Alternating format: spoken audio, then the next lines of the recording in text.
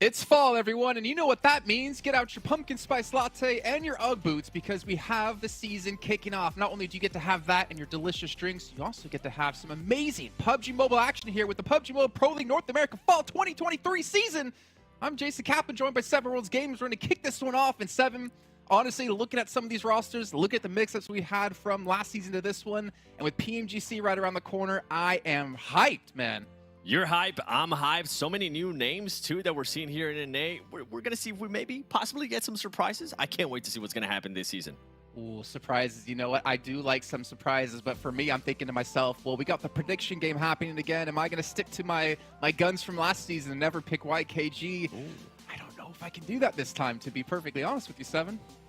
I feel like you have to pick him at least once, right? Your best friend, Joey. You got to pick him once. My boy Joe. Yeah, my boy Joe, man. I will pick them once he gets his new profile pic or his player profile picture like updated, because my man is looking hot. But Ben, we got a lot of action coming up these next weeks. We got a lot of matches to happen as well. We have PMGC around the corner, like we said, and this is where it's really tough for some of these teams, because we're not gonna take a look at the points for now, but we know NHyper currently gonna be sitting in that first place position. They've had some switch ups. It's gonna be hard to maintain that placing, and obviously getting into regionals is important, but you want to get in that PMGC where millions of dollars are on the line. Yeah, and by the way, he's hinting at the PMGC points leaderboard, which one team from an A gets to go straight to the PMGC league stage. So a lot of those teams are going to be hunting for it. Oh, yeah. I'm just hoping no team chokes. And Hyper, please don't choke, please. I mean, there's a lot we could say here. You know, I'm going to bite my tongue for now because I can get fired. I was hoping I would bait you. No, you can't bait me, man. That doesn't work. Instead of, though, what we're going to talk about is our format for the event. Now, if you guys missed out on last season, luckily for you, we have Hot Jukes dropping in hot here to explain everything that happens here with this season and our format.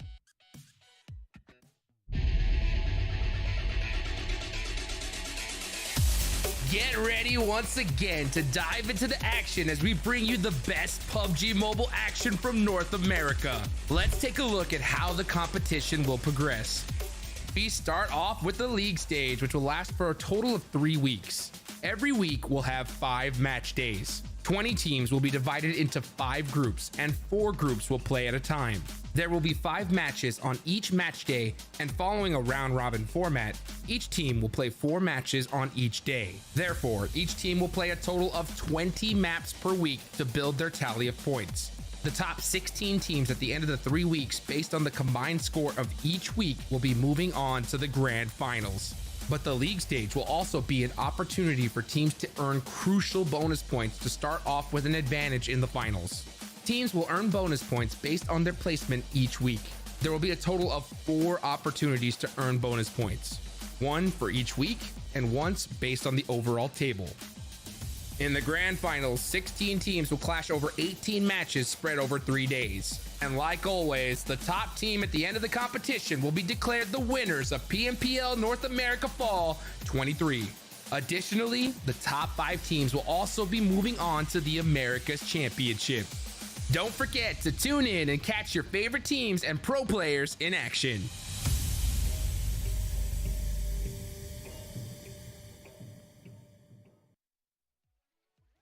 And I'm so happy that Hot Jukes broke down the bonus points as well, because that is extremely important, Seven. And if I'm not mistaken, a couple of teams out there actually made it into regionals because of those bonus points. Yeah, you're thinking of those teams at the top, and it's kind of what I was hinting at earlier too. I was thinking in regards to NHyper choking, those bonus points, let's just say, saved them in a big way. So I can't wait to see also which teams are going to be saved by those bonus points, or which teams are not going to be taking advantage of those bonus points.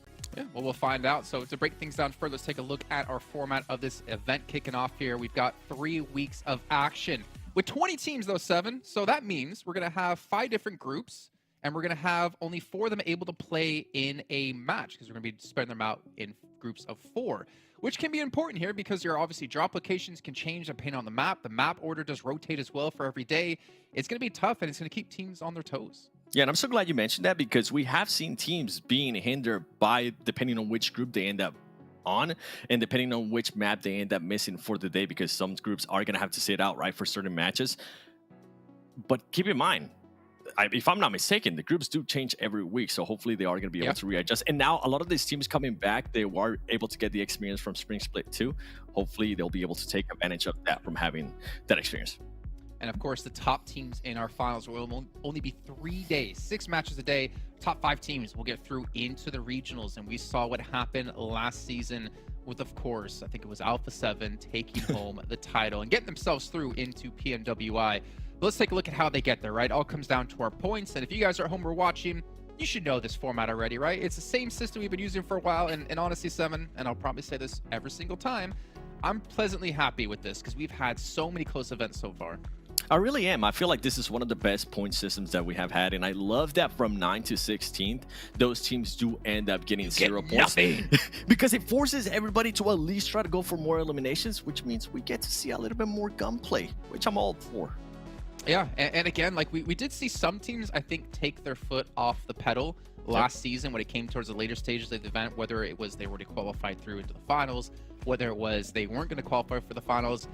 But the thing is, that might come back to haunt you if you did let that happen, because every single point here is going to matter for that PMGC point leaderboard. But also, as we take a look at our bonus points, it comes down to what you can go into the finals with. So depending on how you do each week, you will get the appropriate points based on where you are in the rankings of that week. And then as Hachi explained, on the final week, the overall points will be taken into account, so you get bonus points from there. And I mean, YKG, that's one of the teams that also really worked well with the bonus points because they had 32 at the end of last season, and that really pushed them up in the leaderboards. Yeah, and if you're a team that ends up in first place after every single week, right, you're going to end up possibly having a 40-point advantage of our other teams, which, like you were mentioning, we did see some insane points advantage that was able to save a lot of teams when we ended up going towards the finals, because they will end up getting those placement points for them on the finals, which is it's a big plus.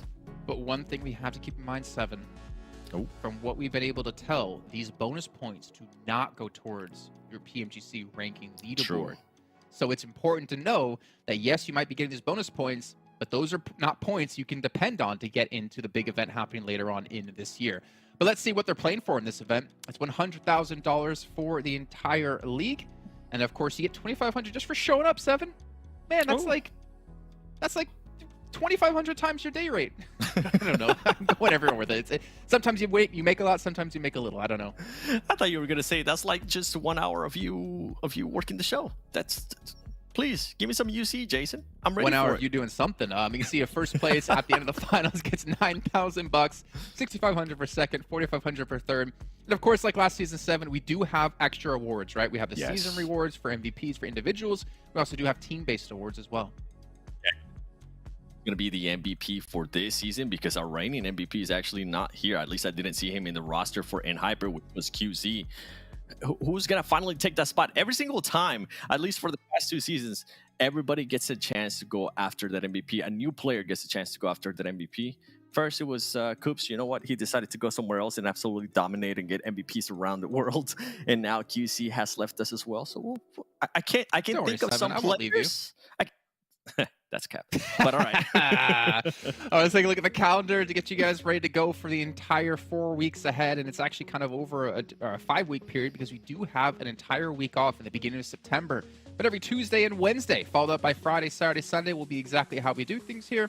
And of course, you can see our different phases. So between phases, like you mentioned, the groups will change, which changes drop locations on maps, which means you might have to move. And honestly, we're going to have to see adaptations because I do not want to see the 2 teams fighting over and over and over and over and over and over 7 like we had happen before. The field looking at go to Sanhok. I would like to see what NHyper is going to be doing because if I remember right, NHyper was just fighting one team in Sanhok over and over again until they decided to, you know what, let's make sure they actually leave, and they were able to start performing a little bit better in Sanhok. Hopefully these teams don't get into an equal battle. Please don't do that. A lot of teams try to do that in PMWI, but we saw a change. A lot of teams decided to back off and be like, you know what, we actually want to win. Unless you're gangsters and you just play from the blue for the entire first couple of days for some reason, and you spend more time in the blue than the entire lobby combined. That was very interesting, but you know what's also interesting? Which teams are going to be coming out to challenge out for that title? Let's take a look at this and we'll start to break down some of these rosters for you and talk a little bit more about them. Brace for impact as North America's finest lock horns for supremacy in the PMPL North America Fall 2023. Step into the world of pure pro gaming perfection with NHyper. In the last spring season, these talents took their team to the top of the league stage. GK first, the Slayer extraordinaire, hailing with the highest number of frags for the team. However, when the spring finals of North America became a boiling pot, the star-studded lineup fell short of 4 points to claim the NA's best title. Just as they failed in the following championship and settled for another silver medal. But it is done. 24K out in the open, running for his life, and he gets and it's done.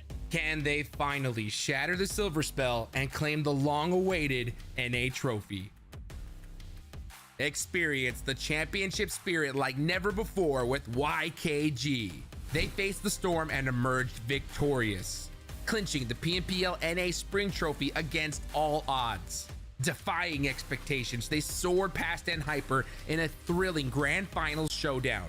No chicken dinners? No problem. Joey and 24K showcased otherworldly talents, securing consistent top 3 finishes. Their journey is a testament to resilience and raw determination. But can they retain their glory amidst fierce competition? A lackluster championship run stands in concern. The myth, the legend, 1v1. Oh, the bail, the hay bail. That's gonna give them such a huge advantage. Joey, left juke, right juke, DBS in hand. The jump shot. Oh, the quick molly, the bait and switch. It's a fake. It's DBS. Baby! Joey! That 1000 IQ play. But not just the favorites. The underdogs as well are looking to score big this season. And leading the lot is Execute. I don't know what he's doing. There you go, Jason finally catches him, and now it's just legend in the shack. A man with a dream. Execute has reemerged from the ashes with a deadly lineup. Killswitch, the champion ex-gunner from Xset, brings a legacy of 2 PMPL titles, added with Tensa, a former Knights player and lobby dominator, who adds a wealth of experience. Will these titans propel Execute to the podium this time? Witness their redemption arc in the Pro League Pantheon. A new force rises from the embers. PASSIONFRUIT Esports. Crafted from ex-Panthers Valak, Zuko, and the MVP powerhouse, Nate. Shots. Oh no, 8 bullets. Is that enough? Nate! Oh my goodness! The man, the myth, the legend! This team is an explosive cocktail of sheer brilliance. In their spring grand finals run, the Panthers gutted their rivals with some explosive chicken dinners. Now with Juancho and Sixless from Execute making their PMPL return here, this new banner is destined for greatness. Extreme Slayers are back and bolder than ever. The unstoppable Dope Slayer squad, hailed for their podium finishes in the league stage and finals of the spring season, are set to redefine momentum. With Remix from MEZEXIS joining their ranks, they're geared up to unleash a storm of match results that will catapult them to the very top of the standings. Are you ready to witness their meteoric rise this fall? Get ready to witness heart-pounding action, unparalleled talent, and the birth of legends. The Pro League glory is within reach. Who will seize it? Tune in to find out in PMPL North America Fall 2023. Man, I am so ready, Seven. There's so many different teams that we can be talking about here as we'll take a look at our participating teams in this event. And there's so many stories that are kind of culminating into the final season here of the year as well. I mean, the fact is that Execute, like, the roster they have is ridiculous, but Killswitch coming back into the team. You got Tele coming back as well, who hasn't been playing for a while as far as I could tell. There's so many teams who have that chance that I want you to focus on only one. Maybe 2, if you're cool. Only 1? All right, only 1. And I was kind of making a face after that video because did I see that right? Do I need my glasses on? Was that Sixless actually back for PASSIONFRUIT Esports? I can't wait to see what's going to happen with that team, and I can't wait to see what kind of state of mind Sixless is going to be on, because if for some reason the team starts slow, he could possibly quit. I hope it doesn't happen because he's a great talent, and we know what he's capable of, so hopefully he is in the right mindset to try to get that MVP and help out his team, because PASSIONFRUIT Esports, I feel like that could be a big They surprise got potential, team. man. Oh, PASSIONFRUIT 100%. potential. We'll take a look at our schedule for you guys so you can see which battlegrounds will be coming up in what order, but I completely agree about Sixless.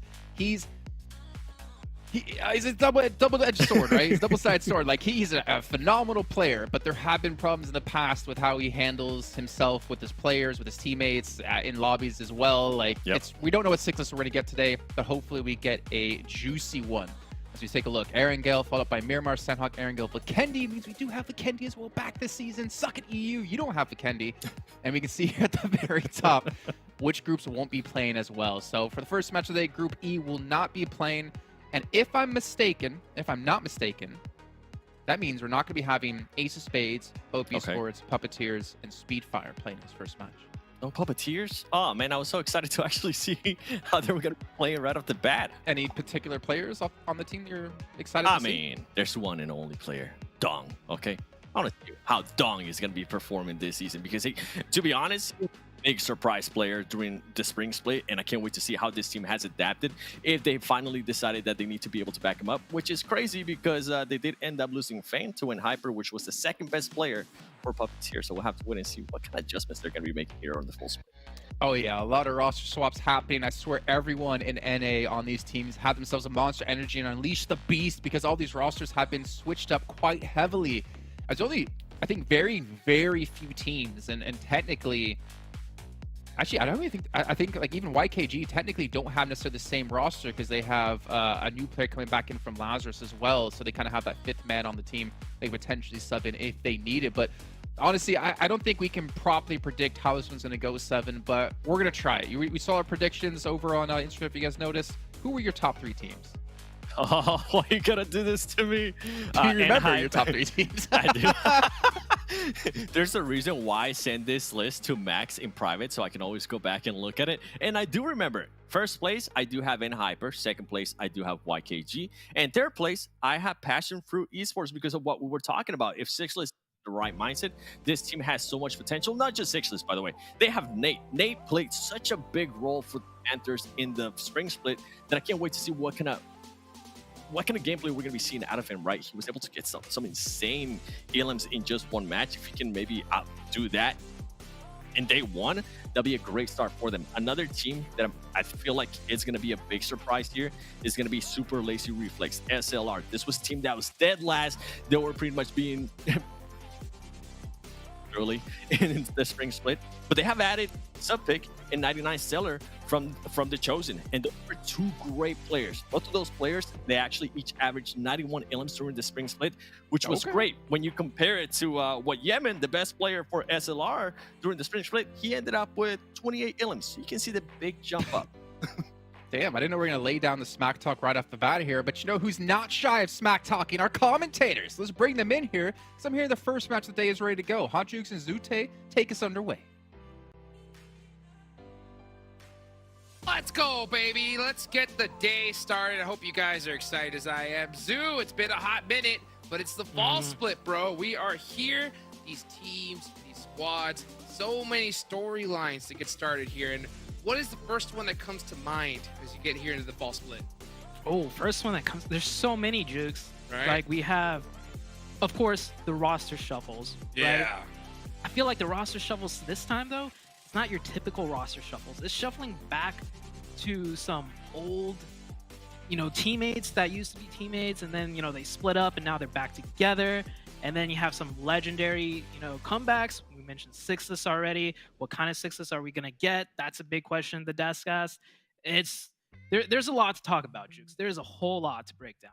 100%. It's like this, like a little bit of a blast from the past here, right? You got, I see Tensa on a roster coming from his voice pack retirement. That's pretty cool, right? We'll see if he plays. Kill Switch in the mix as well. I know you got the good old Slimbot back there on Wall Street Bets. HH24, right? Which was a legend. HH24? Before. Yeah, dude, that is a player I'm really looking forward to see here as we start off. Because you know what? The North American Fall Split, I think, is a great opportunity because we've been waiting to see an NA hero team, a squad that we can depend on, right, to actually make it there to the PMGC finals. When I was over there in Saudi Arabia, I talked to one of the players, one of the international players. He said, man, you know what? Worst case, it don't work out for team. I go to North America. Okay, I go to North America, I be IGL, no problem, So we need to change that mentality. All right, Sue? So what you're saying is he's just like, if all else fails, I could go to NA and just clap everyone. Yeah, he's like, I just go to North man, America, easy, easy clap, automatic victory, and going straight to. So, hearing that, of course, I had a little chuckle, but also it felt like a dagger to my heart. You know what I'm talking about, Sue? Yeah. I feel you on that one. In my opinion, though, I feel like the puzzle pieces were always there. Hopefully, this time around, with all the shuffling, we'll make the magic work, right? Well, speaking of magic, here we go! Match number 1. PUBG Mobile Pro League Fall Split 2023 has officially kicked off. And we are in Erangel with a nice, beautiful playing path going pretty much down the middle from the west to the east, Sue. Pretty standard playing path. Nothing awry here. And with all the teams playing, I feel like we're not going to see anything crazy as far as hot drops go. Right? It's the same players, same teams, mixed up rosters, but everyone knows which teams goes where. You have Execute, jumping out on the top left. Man, since I was on the Execute team, that's where we looted. And that was like 3 years ago, if not more, right? So nothing's going to be really changing as far as the early game goes, in my opinion. Hey, you know what? Can't teach an old dog new tricks, right? And look at that. It looks like we are going to see Tensa up in the mix here to start things off. Okay. Well, let's see if he's still got it. So many players. I look at right there on the bottom. You can see there towards farm. HH24 with K19 dropping out the plane. So I am excited here, Sue. I think this first day is going to be so huge, right? Putting up some major points on the board, especially for teams, and because there's so many roster swaps, so much new synergy that needs to be built. To start off strong is going to allow your team a lot more breathing room, right? To make mistakes, make adjustments accordingly. And for K19 and HH24, they're going to be dead center in this next zone. So a good drop and a good circle for them. Very good circle. Also, this circle in particular, I like a lot because it's one of the more challenging circles as far as Erangel goes. I think this is a great way to start off the first match. We do have a little bit of a hot drop, though, Jukes and Razak, between Wall Street Bets and another team. Can't really make out who they are. And look at that already. Skills of Mind losing a player over to Wall Street Bets game. All right, here we go. Skills of Mind getting into the mix. That's what we've been waiting to see here. And you know what? If you're gonna try to get a hot drop situation, I guess trying to do it early and getting it out the way to hopefully claim dominance of that spot is the way to do it. But at the same time, you would hope, right? Because at the highest level, you're not going to see any hot drops at all, right, Zoo? Yeah, it's all about that consistency. Hot drops, a little bit of a RNG fight, with the guns, especially the looting. Whoever picks up the first weapon definitely does have a huge advantage, and that's the only hot drop for now that we see. Maybe on the other maps we'll see something similar. Erangel, it's a map that I thought wouldn't be too many hot drops because, of course, rotating is so easy on this map. You could literally drop on anywhere and still make it into the first couple circles just fine. As we tune in onto the fight, Wall Street Bets, Jukes, they have a great surround on the two players of Skills of Mind on the low ground. Nonetheless. Yeah, beautiful split here, right, from both sides. So they can definitely collapse, and they have the man advantage as well. So Wall Street Bets definitely looking good here to start things off.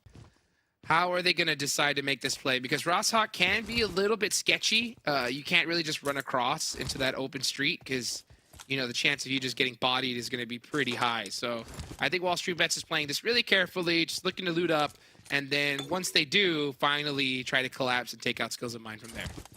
Hopefully they do, though, however, right, Jukes? When it comes to NA, as far as these hot drops go, man, I see it stall out way too often. In other regions, especially when the other team or one team has advantage in the form of a knock or a clean out wipe here, they move a little bit faster. But I see another team coming into the mist, Jukes, that's definitely going to slow things down even more. 100%. Let's take a look at how slow this is going to be. Speaking of slow, right? You look at that. You got PASSIONFRUITs looting up Yasnaya all to themselves. So, they're going to be looted up to the teeth. Oh, yeah. PASSIONFRUITs right here. Sixless. The man himself playing right now. And actually, not to take the spotlight away from Nate on the team either. Right? I feel like, honestly, one factor that led Sixless back onto the Passion Fruits team is Nate himself. Nate is definitely someone Sixless could rely on. We saw how hard Nate popped off last split. If I'm not wrong, he got, you know, the match, not match MVP, but the moment. What was that award called? Moment of the season. That's right. The highlight Yes. of the league. It was that, what, he got 14, 15 eliminations. It was a one-man army coming into the last like 3 circles. So Nate is definitely someone that Sixless could rely on. Absolutely. For everybody that doesn't know, that's possibly tuning in, Big Nate was on the Panthers roster, and he had that play you were talking about was one of the best plays I think we've seen in North American PUBG Mobile. I mean, this guy literally took on the entire lobby by himself. And how many eliminations he get? It was double digits. It was insane, you know?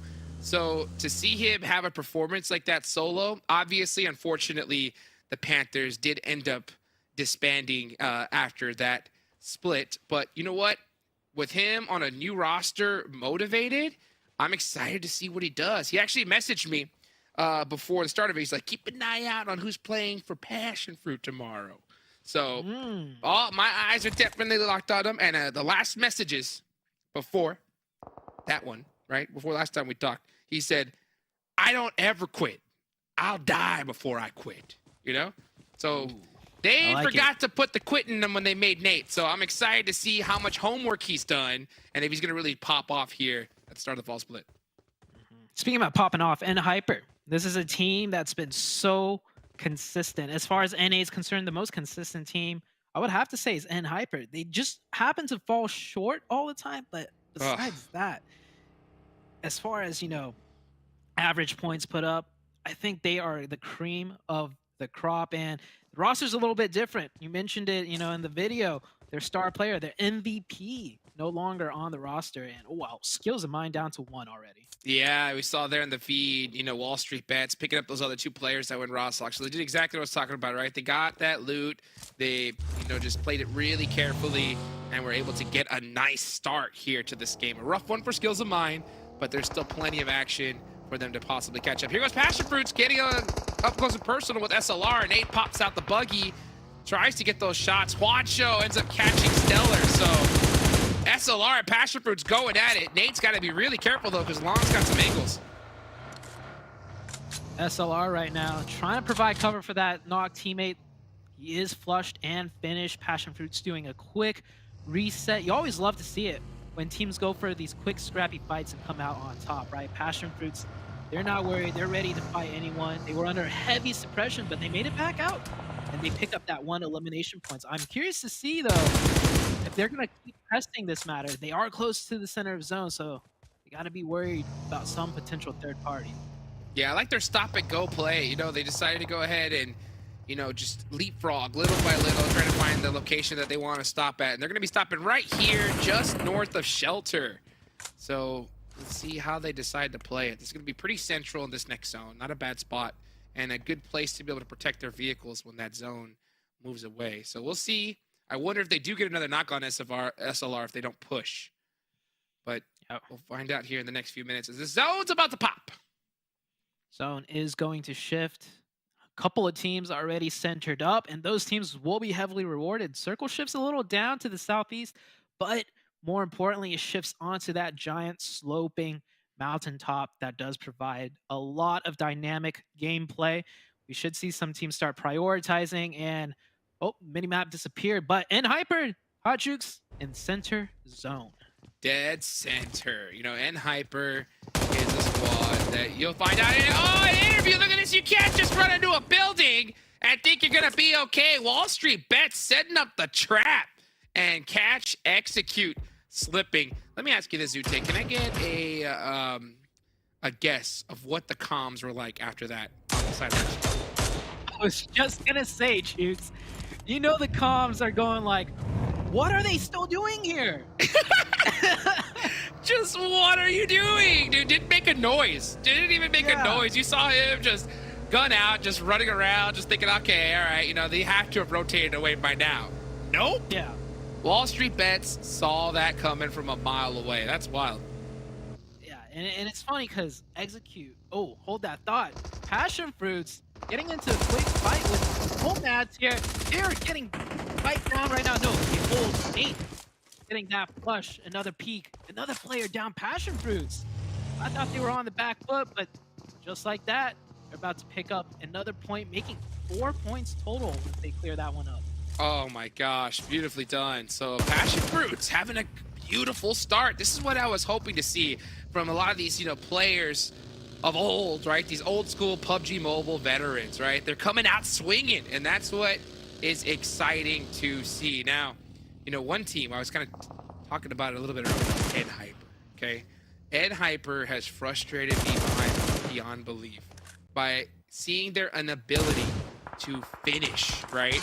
We saw it just last time with Alpha 7. They had it in their hands to beat them out and become the champs. And in the last game, they just couldn't get it done. So when it comes for me to picking by top 3, Zute, my guess, I didn't even put NHyper in it. Okay? Really? Wow. I didn't even, which is, I know it's a bold pick, but the reason why is because I want to see that clutch factor. And I actually got a chance to talk to Koi personally in an interview. Hopefully, soon we'll be able to get that and see it. And I don't want to spoil it, but I did mention it because I want to see them be able to finish strong. We know that their league play is good, but come championship time, they got to show up. Well, this is what I'm going to have to say. I agree with you to an extent, but I feel like this being just the NA stage, I feel like NHyper is fine. It's usually at the next stage, right? The Americas, where, the talent gets a lot higher, the skill ceiling goes a lot higher, that NHyper chokes. So I agree with you, but I feel like they're fine. They're good to make top 3 for this stage of the tournament. Execute, holding it down on the edge. They're down to only 3. We saw Trick go down to Wall Street Bets. One of those, what are you still doing here moments from the Yeah, you can see them just keeping an eye right now on Excuse. Minis are coming out heavy. I love to see the mini meta really shining through here this year. I mean, especially we saw it there at the World Invitational. Tony K, absolute monster with that. Had a performance that never seen before. And now we're gonna look at NHyper slowly moving on up little by little, leapfrogging their way through. SLR still in the mix now with 1 player down. Right next to NHyper. NHyper doing a 1-3 split. One of the players at the watchtower. Very methodical play here from NHyper. You saw elsewhere, right? When a team crashes on, immediate fighting, immediate knocks. NHyper holding it down, slowing things down, trying to gain the info. And it's classic NHyper, right? They play it by the book. That's one reason why, I really like their style of gameplay. It's just when the clutch factor kicks in, when you can't just play it by the book, that's when they struggle a little bit. Yeah, this building here is a little weak to this Wizard Tower, but there's only 1 player from SLR that's up there, so NHyper don't really have to worry. Koi is at a very interesting position. He's rocking this off angle, and it's definitely a strong one. He's just got to be really careful. He cannot get knocked, because if he does, he is thirsted and out of there. 100%. So, speaking out of there, MEZEXIS. Ugh. God, it's 16th. MEZEXIS. Yeah, wow. This is really fast-paced, especially if you want to, consider this is the very first match of the entire split. But you love to see it, right? I think these teams and players have been playing for so long that they're just ready at a moment's notice. Long, taking heavy damage, and Ren with the supporting fire catches them. NHyper. That's playing it safe. That is, utilizing your teammates to the full extent. He could have gone for a hard peek and gotten that limb for himself, but he baited it out for his teammates from the other angle to take him down. Beautifully done there from Koi, and a nice shot from Rin. I'm pretty sure that had to be through the smoke there. So good work, good teamwork to get that done. And now the threat is pretty much neutralized. I mean, NHyper have the huge advantage. They can pretty much push this whenever they want.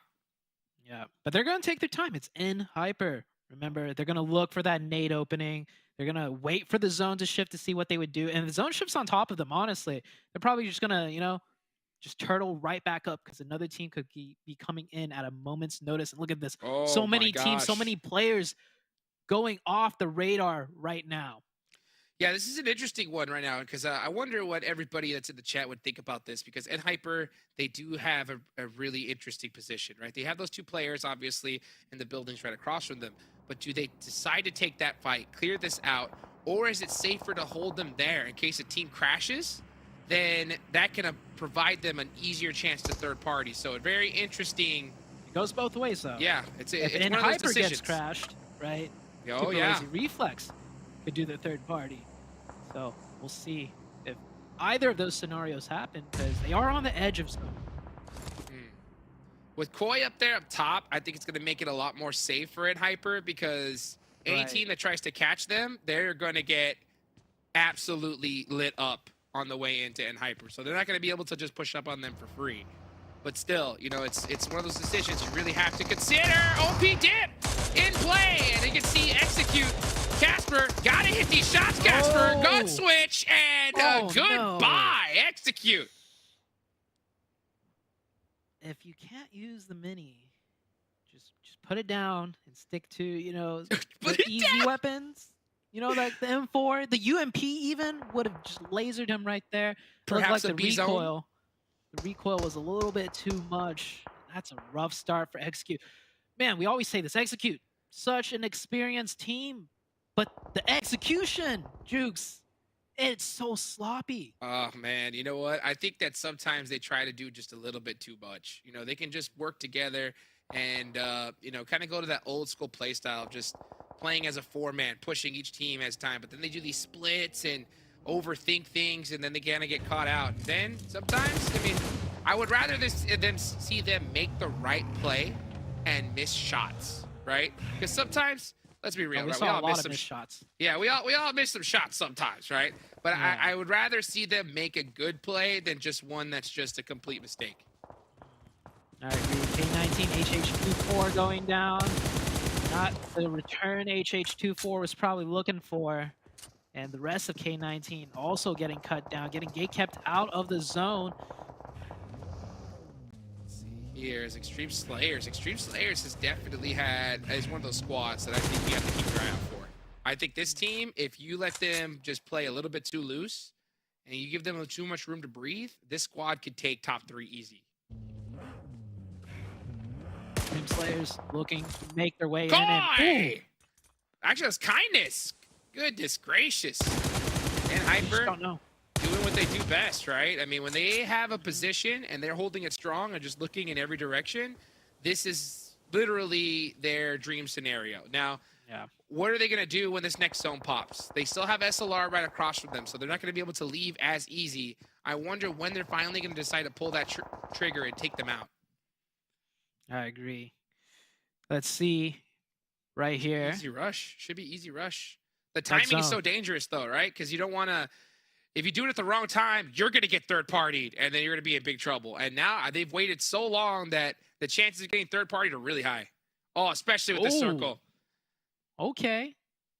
Well, taking a look at the map, I don't think they will get third party. All the teams out of zone, you know, all the way far out to the west. And in Hypergnosis, they can choose a time, or they can choose to take advantage of the way the circle has shifted.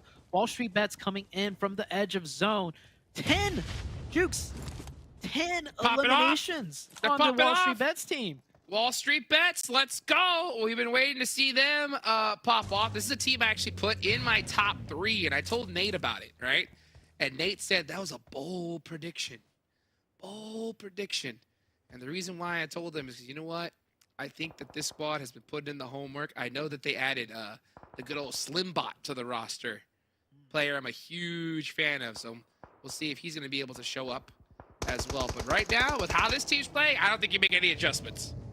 10 eliminations, first match, and more to come if they could break and breach that bunker position.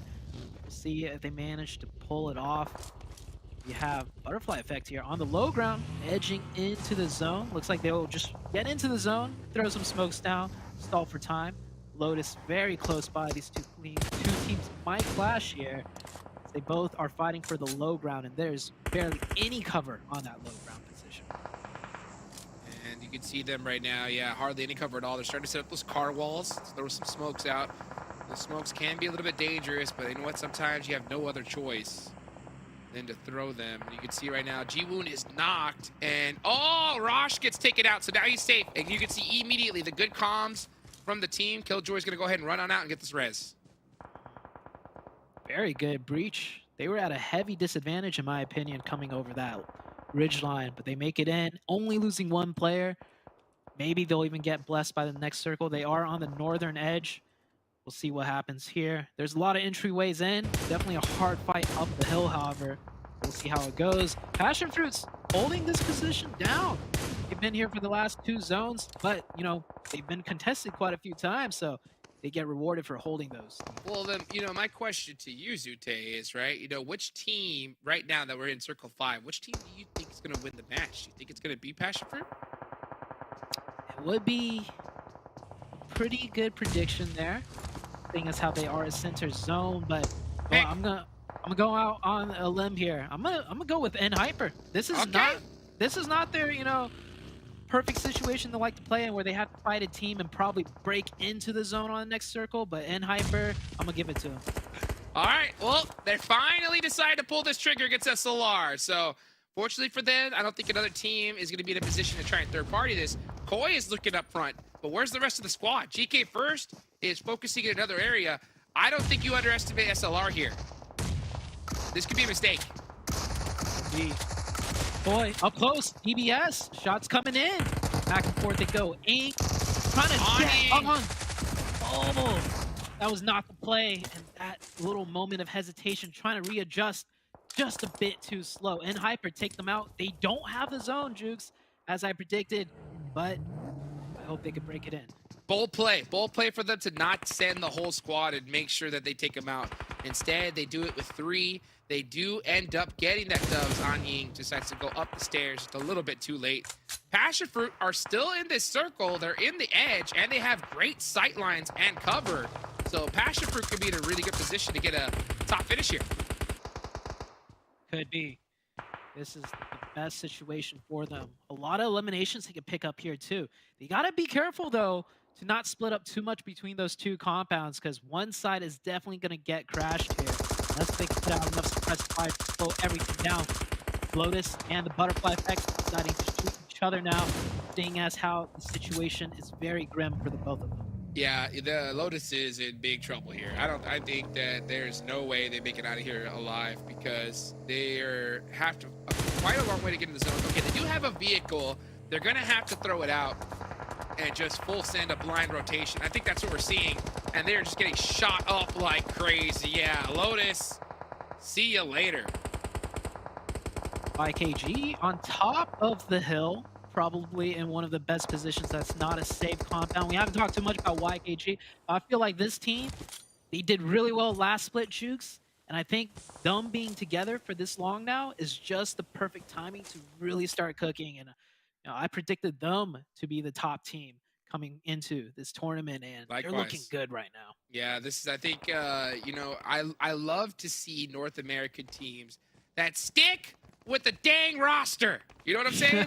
Like, oh my goodness. Like every time, every split, you know, oh, this player could have done a little better. I'm swapping him out. And, you know, it takes the whole entire season for them to build synergy again. And come big tournament time, they fall through. So YKG, a strong roster, right, that has stuck it out through the thick and the thin. And by doing so, they're only going to get better as time goes on. Hopefully, Jukes, as butterfly effect managed to get into the compound. PASSIONFRUITs give that one up. Will they be able to get the reset though? As SPADES, the long range, God, this is where this player shines the most. At these long ranges, he's just able to confirm those points as well, picking up another one for the PASSIONFRUIT side. However, butterfly effect close by.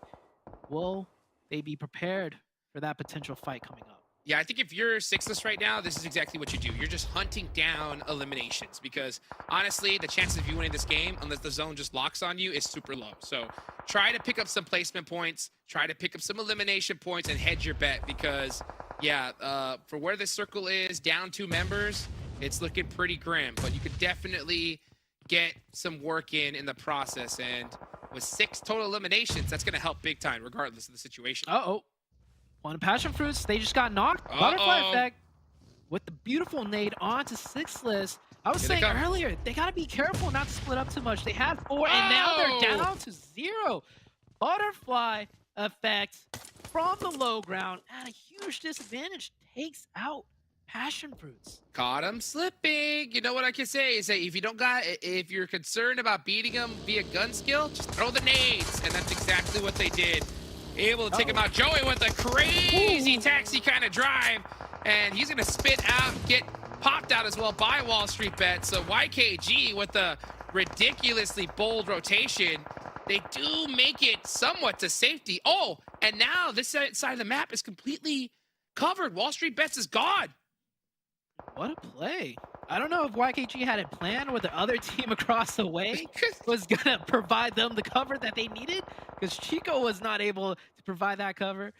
So they will be able to do a little bit of a reset, but the zone's not in their favor. They still got to move out a little bit, so they have to fight the other team across. And Chico gets the knock onto Baby Tank. That could be the green light for YKG to move in now. Well, let's see if they're going to be able to do it. Canadian Eagles did a great job of taking out Wall Street Bets, but now they're going to have to defend here shortly. And Hyper right there in the middle of the street. No cover to their name, just straight laying down, trying to make some plays. Bob gets a beautiful nade onto Joey, and that's going to definitely make things more difficult. Chico, oh, he's in a lot of trouble here on this off angle. Chico, he's got to hold it down. He's the only player right now on the western side for his team. It does not matter. Chico's going to provide cover for the rest of his teammates across the way. He will, unfortunately, get taken down right there. Knocked, confirmed, finished. Now they've lost control of the high ground. YKG put in a very tough situation. Ah, that's Canadian Eagles out of there. By the way, that also happens to be Jason Kaplan's nickname in college. The Canadian Eagle himself. Kaka! Eh? We'll see how they do in the next match. Meanwhile, YKG looking good. Looking really good. 10 eliminations. They have been battered and bruised getting into this zone. Fight after fight after fight. Joey getting knocked multiple times, but still in it here. Throw down that smoke. I know Fierce had it. He really needs to get some cover down, even if it's just soft cover. They get the zone, I think. Wow. That circle is shifting a little bit up, away from N Hyper. We're in a 4-way fight right now. We have N Hyper. We have YKG, Butterfly Effect, and Lotus Esports. Koi has the vehicle. He's going to have to drive up to that next rock, and he knows it. But the second he gets in that vehicle, the chances of getting popped out of it are super high. So he's got to throw some smokes, and he's got to try to make a play. But if he even has any at this point, that's going to be the question. YKG out of the open. Meanwhile, you do have Butterfly Effect, right? In the middle of the map with a little bit of coverage here. They cannot get knocked. He's got to be very careful. Yeah, try and take some shots, try and do something on the map. He goes down in Hyper. Wow. Sniffing it out right there. That's great for in Hyper because they're not in the zone. That's one player down from across the ways that could slow in Hyper.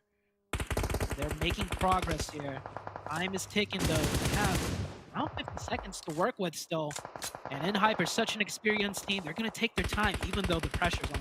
Yes, it is. But man, we saw right there a beautiful crate at the right time. That's going to be a Groza he's going to pick up, but not going to be able to really utilize it from this range. Lotus is definitely a thorn in Hyper side. They have 2 different angles that they have to cover. And it's all about the snake play, right? Can you get a beautiful off angle? And Hyper's at a disadvantage having to push in. And here comes Koi trying to look for an angle here. Koi, he's not only looking for an angle, he's looking for a way into the zone. Trying to sneak in. Last player up now for in Hyper. YKG still with 3, and that is done. Lotus taking him out. We're down to the last 2 teams. YKG with 3. At the lower position. However, Lotus, they're not exactly on the high ground either, and there is no more circles, Jukes. Both teams have to fight their way into the middle when the blue zone starts crunching it. I think this is a huge advantage for YKG, just due to the slight little hill here and this rock. That is going to be the tree. So much cover for them. I mean, look at the disadvantage that Lotus has. Garrett's having to kind of go out in the open. Does he have any more smokes? No, he doesn't. And he wants to make it to that tree towards the center, but he knows if I go out there, I am gone. This should be YKG's dub. It should be. They need a miracle lock on the side of Lotus. laser someone's head down, and they could bring it down to a 2v2, but even then, at the disadvantage, now 3v1, that is it! YKG Jukes. I picked them to be the top team, at least at this stage of the tournament, because when it comes to NA, I feel like YKG dominates. I mean, this is what they needed too, right? This is what I wanted to see because, you know, every single time you have a new split, you have a new tournament, the first game is so huge, right? Because you've done so much homework, right? So much effort, 11 eliminations. When you see all that homework pay off, all that practice, all that studying, it just absolutely invigorates your squad. You know, they got to be feeling so good, and that's only going to make their bond stronger than ever here, Zoo. Yeah, not only that, you mentioned it during the broadcast, right? It's the same team. So the fact that this team stuck together and it paid off immediately, right? In the very first game, very first match, that's a good sign for them. Yeah, you know what? I'll say what, it's a bad sign for teams that have new rosters, right? That didn't do well in this game because, you know, you have a new roster, you're trying to build that synergy, that communication, and when you have a really rough start, you start to second guess yourself. You start to think, man, is it because of this player? Is it because of me? And that could definitely add an extra layer of difficulty here in this tournament. I feel like the teams that, you know, I did expect to shine through, did particularly in Hyper, right? They didn't get, you know, the finish I wanted. I predicted them to win that first match.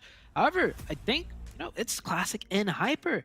They just stick it through, get the placement points, get the elim points, and when their back's against the wall, they can still ink out a couple more placement points, which is great. YKG doing YKG things. Passion Fruits, you know, that was a huge question mark. I think, honestly, for the first game with this Passion Fruits team, you know, Six is just coming back in.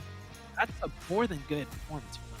Yeah, don't even forget about Wall Street Bets. They had a pop-off performance as well. So many crazy plays here. Let's go ahead and take it out over to the highlights.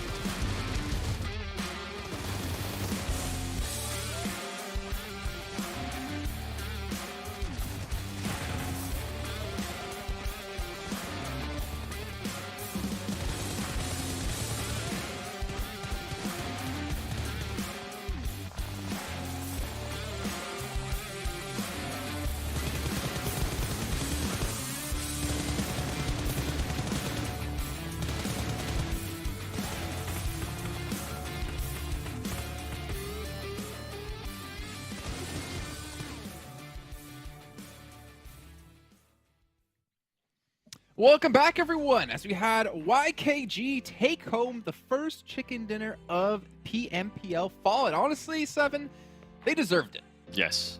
That's what you want to see out of a defending champion. That's how you want to start a PMPL full split here in North America. YKG, the way they were able to play it. And it seems like YKG was looking at what was happening at PMWI, because if I'm not mistaken, they landed in Primors. They looked a lot like Vampire Esports, which is, it's not bad. I love it. Hey, you know what? I would love to see the NA team step up and learn from teams who are better than them instead of having egos thinking they're the best team in the world, because you might be the best team in the region, but the region hasn't won anything on a national scale in a very long time. Let's take a look at the match rankings here and get an idea of how many points some teams did get, because YKG with their 11 eliminations put them at 21. But Wall Street Bets Gaming, 12 limbs, man, landing at Rozhok, taking out Skills and Mine. They were ready to fight.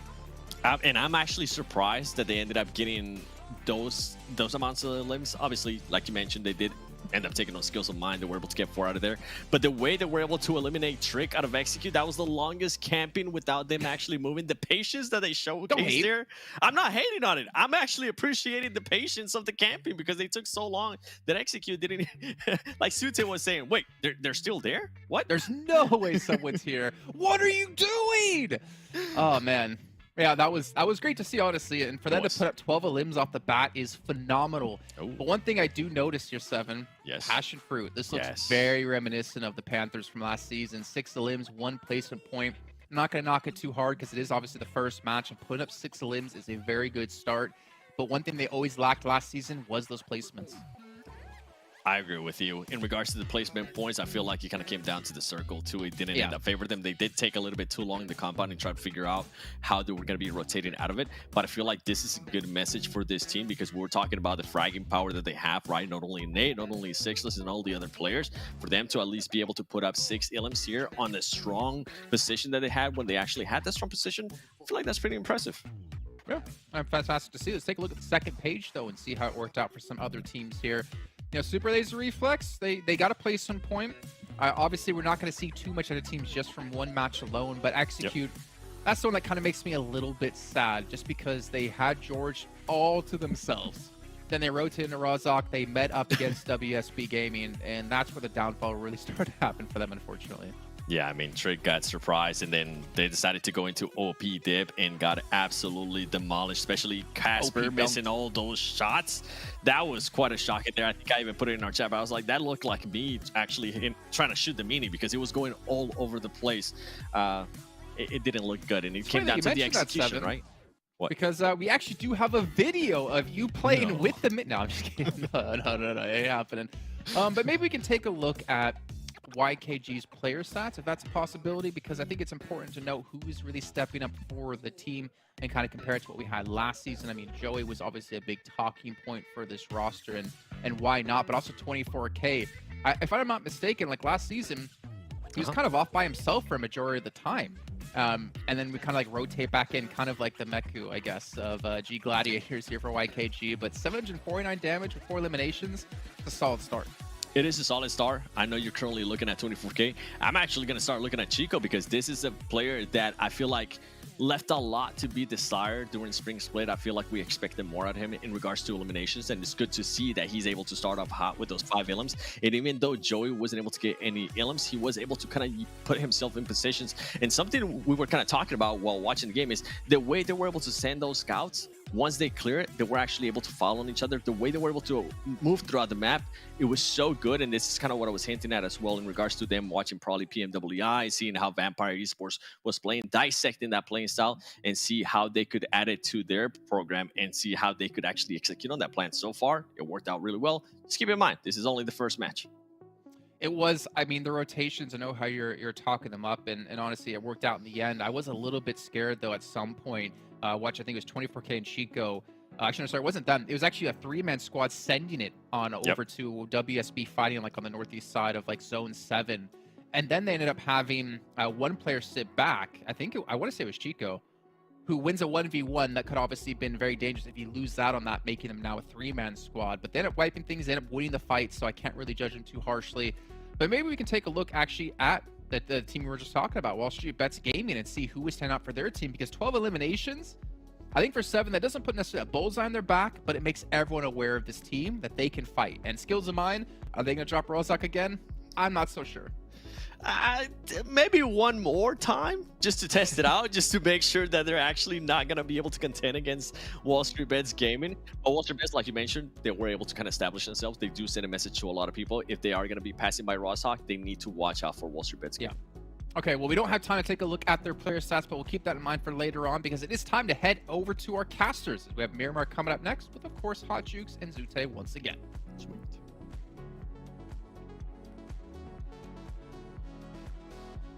Miramar, beautifully done. Man, I had to pop up because I was so excited for some fun in the sun here, Zute. I mean, man, Wall Street Bets, only a couple placement points, but tons of eliminations. They came out swinging. Yeah, I'd say, starting off the day, you would rather go for those elim points and placement points. Just get the fingers warmed up and ready for the rest of the day. There's still a lot of matches for these teams to play, and heading into Miramar, I think that's where, things slow down a little bit. Map being so big, so hard to traverse, that's when, those placement points could come in handy.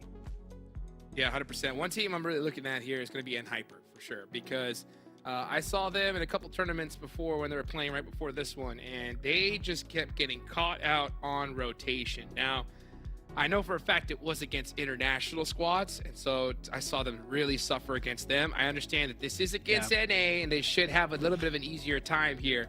But at the same time, I want to see them, look for that high ground like we've seen them do in the past and be able to finish strong. Oh, if anyone's on high ground, it is usually in hyper. I think in hyper and high ground, it got to a point where it became a meme. I think, you know, I was always like, oh, look, Jukes, who's on the high ground? It's in hyper. And it really was. They were like little billy goats, always up there, high as could be, and didn't have to worry about a thing. So, you know, hopefully we could see them be able to secure that without losing players early on. I think that is Hyper's biggest struggle, is when they go and they try to get that high ground position. Whenever they get taken out early or a player gets caught, they just seem to fall apart. But like in the last game, right, they had everybody in the position that they wanted to be, and it was just easy peasy. Oh, we'll see what happens this match around. Coming in to Miramar, playing path once again, looking like it's going to be a really good one. Cutting down, it's a little bit to the northern side, but it's cutting down the middle at least.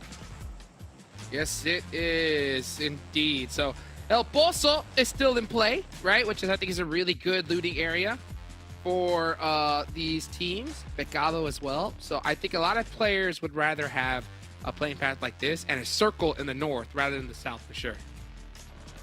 Teams jumping out of the plane. We had one hot drop in the very first match already on Erangel. Will we have another one here on Miramar? We'll see very shortly. SLR, I do believe, yep, dropping right into El Pozo. Nice and early. Now, Jukes, after the first game, was there anything that kind of surprised you, or did it play out the way you would have expected? I think it played out the way I expected, you know? With that zone kind of going in the position that it was, I think Hyper lose there in that situation. I think the fact that they were able to put up some points on the board was solid. And, you know, I think in that position, vice versa, if the circle does go towards Hyper, then I think they could have won that game. But regardless, I think it was a good, solid finish from a lot of teams, especially like Wall Street Bets and YKG as well. Like YKG fought their tooth and nail to win that game. Oh, another hot drop. Two different Let's teams. Skills of Mine. Oh, Skills of Mine, man. They just 2 hot drops in a row, and they're losing twice in a row here. Well, oh, Nate, you might get taken down. Oh my Can't gosh. stop, Nate. Can't stop, won't stop. Shotgun in hand, too. Shotgun versus M249. And it's pump shotgun all day long. He hits those. He does, in fact, hit those. 3 eliminations here for PASSIONFRUIT. They're having a good start as well, I think, you know. Sixless, you know, and squad were able to put up a good, solid amount of eliminations. They did lose a couple players early on, so they lost that last game.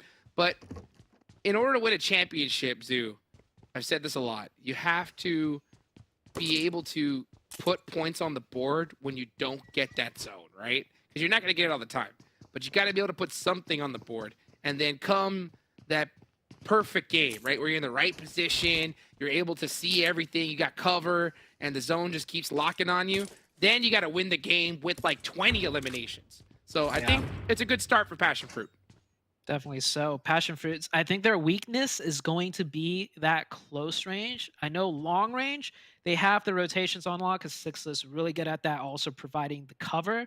The close range, you know, we saw last match, they had the zone, they had the hard cover, they got pushed, and they lost that close range, which, you know, if they won that one out, they could have got a lot more points. So we'll see if the team is able to focus up on that a little bit, play to their strengths a bit more, and work on their weaknesses. As a matter of fact, right, that was LOTUS, right? So that was the team that was right there in 3rd place. So yeah, PASSIONFRUIT could have definitely had a much stronger finish if they were, in fact, or actually not 3rd place, 2nd place, right? So I think they would have definitely had a stronger finish if they got that fight out the way. But you know what? You know, sometimes you get focused on too many things, too many places inside the zone, and you got to focus on your back first. Because if you don't, man, one nade, like we just saw in the last game, right, could be a disaster. The zone did pop up all the way down to the south, by the way. Majority of the teams are on the northern side. So we might end up seeing a lot of fighting in the north as the circles keep shifting here, or maybe teams will, you know, decide to rotate really fast with that hard shift down to the south. And yeah, this hard shift down south is going to make things so difficult for a lot of these teams, especially squads like BOPE, XTREME, Slayers have to get moving as well, YKG, SLR. So many of these teams got to get other way down. Now, southern zones are always so difficult in Miramar because of the terrain. I think the terrain is so tough down here. So many different hills, things. You can easily get your vehicle stuck. And if you do, it's going to just make these rotations ridiculous. Yeah, the other thing with, why rotations are so difficult is that the roadways, right? Most of the roads in Miramar, I mentioned it before, it's east to west. As far as north to south roads go, you have one on the far eastern side and then one on the far western side, and that's about it. Down the middle of the map, it's all hills, Jukes, if you're trying to traverse, up and down. So that's going to make things really sketchy for teams. YKG here, they're making that rotation right now, trying to get in on the zone early. Dong with the long angle onto Puppeteers. The long angle from Dong. I mean, I'll tell you what, this guy, we saw him have some crazy off angles and crazy plays in the last split. And a player I've been looking forward to see play, I know Seven is really looking forward to see how Dong performs here. Dong popped off last split. He was the star of Puppeteers. Made some crazy plays, and it was a good balance of close range plays and long range plays. So really strong all around player, and hopefully coming into this split, their synergy gets a little bit better, and the team, can do some of the heavy lifting as well.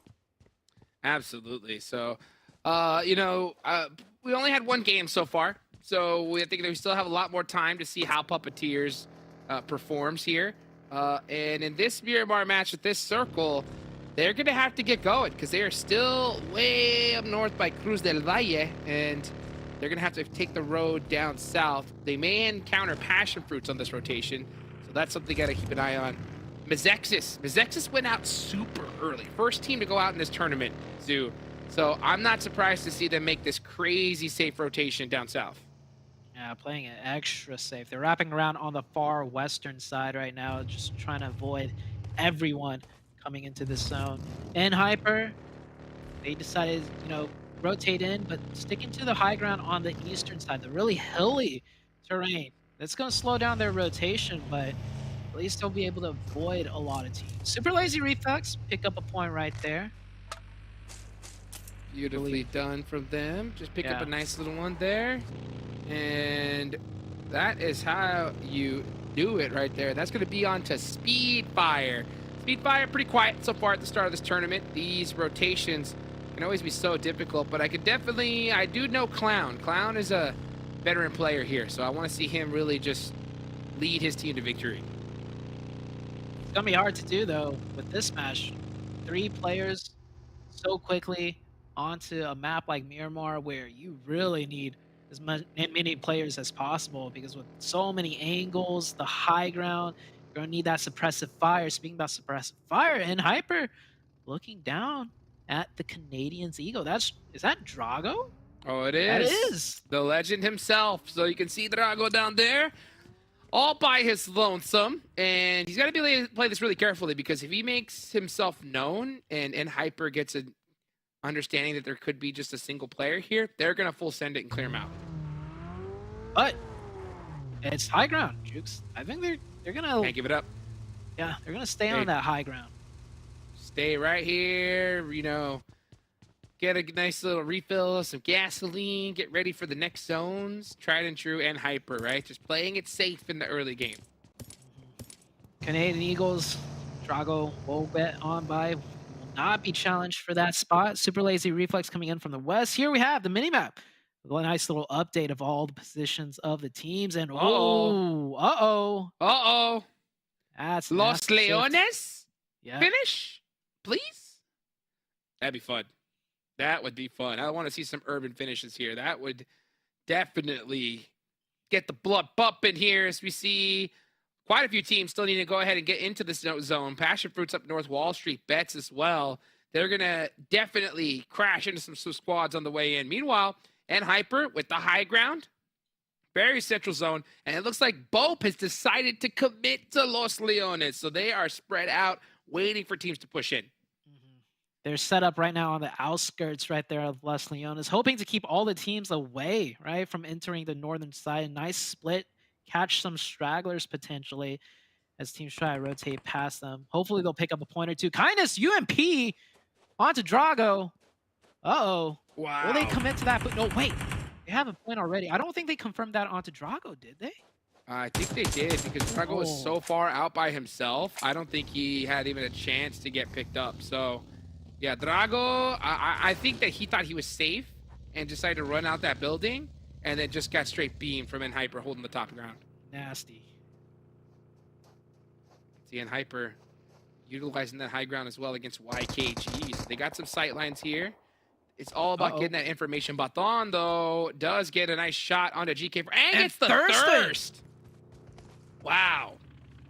That is very N-Hyper-like. Down to 3.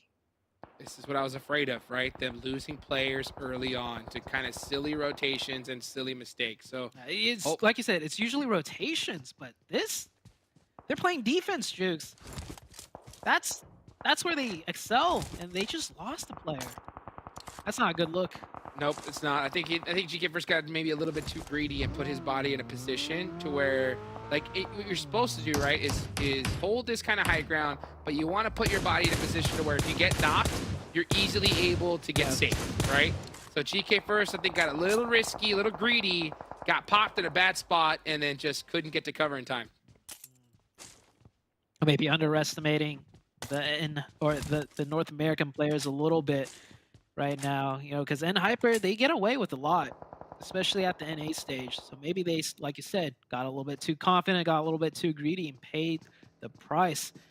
SLR reaching into the outskirts on the southwestern side. We do have only like 3-ish teams in Los Leones. No one heavy committed, but see with this next circle shift where it pushes everyone. Even if you're holding the edge of Los Leones, there's no way you can defend it completely. I mean, there's too many ways to get into this in this area safe. So all you gotta do is just push up on one of the outskirt buildings, or maybe even full send it on in. All right. Well, so you're saying there's a chance, right? Los Leones is still in play. I do like the fact to see Extreme Slayers taking up this mountainside. I like to see Frady joining up his squad. That is the right play. Join up together, and now it's time to stand up straight and just shoot at anything that moves. Yeah, they have full dominance of that mountaintop right there. It's dead center as well. Very good chance. Next circle does include them again on the outskirts, so that's where all the action's going to be popping off as MEZEXIS. A really rough game one, you know, bringing it back a little bit. 2 points already. You have the edge of zone on the southern side, so a much better start from MEZEXIS. See if they can continue to keep that momentum going.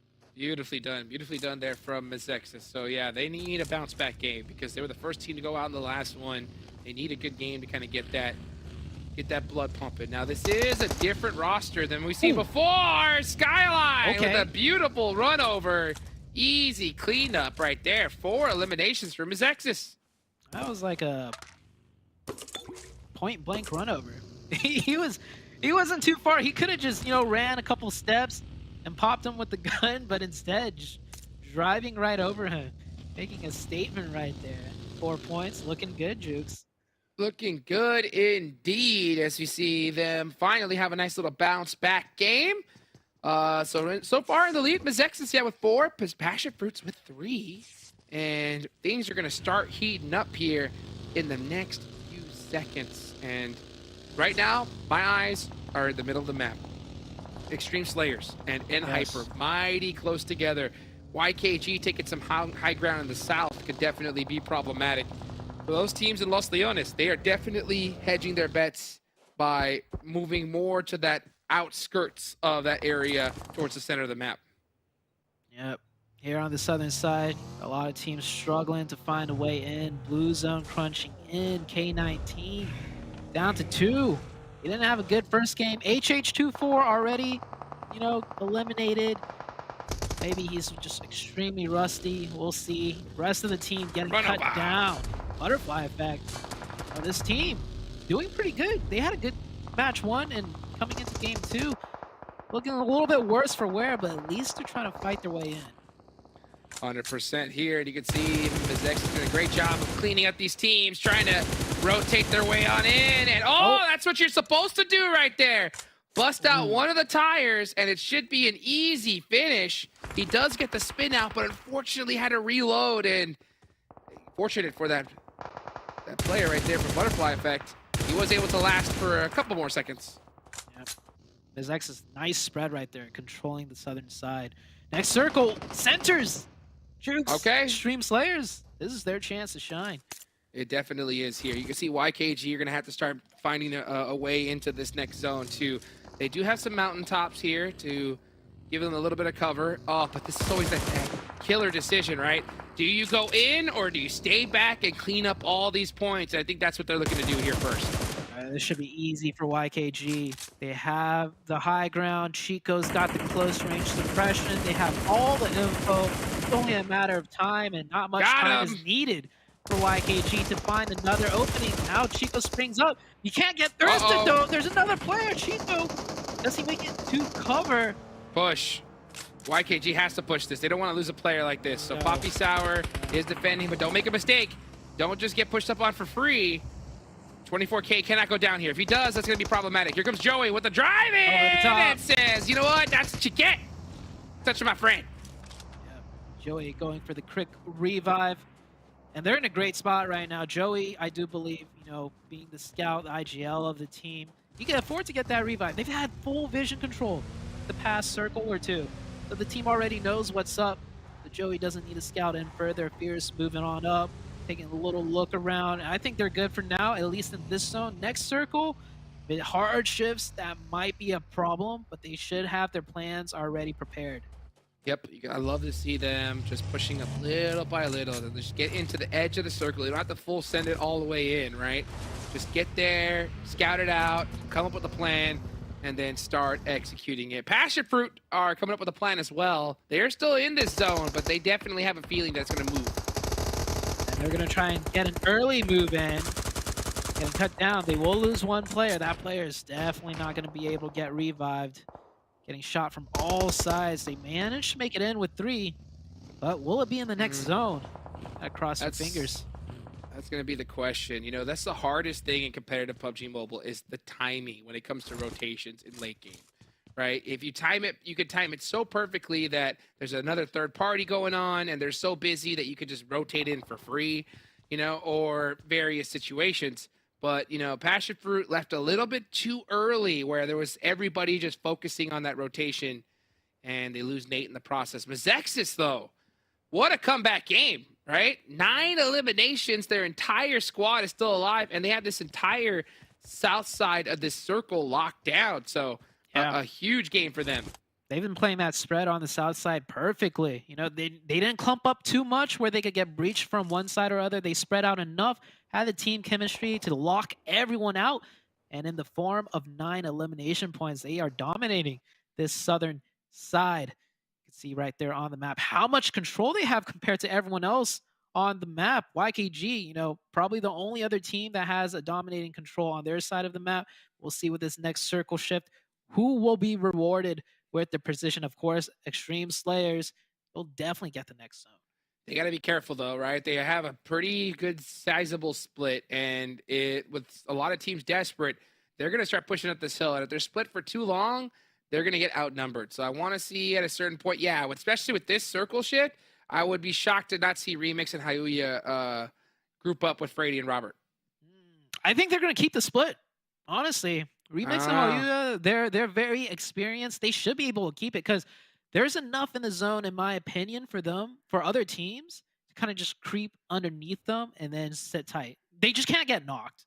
They just need to stay alive, and suppressive fire is the name of the game, and force everyone else, you know, crunch in each other and squish into each other on that northern side. I think it's doable, but will they be able to pull it off? That's the question. I think it's going to be hard here because if you have a whole entire squad just push up onto you, you're going to be in trouble. So, I mean, they have a lot of high ground. They have a lot of high ground. So much high ground. Yes, they do. So they could definitely they have some room to breathe. But I think you also made a good point, right? They just cannot afford to get knocked here. No. See which one they decide to do.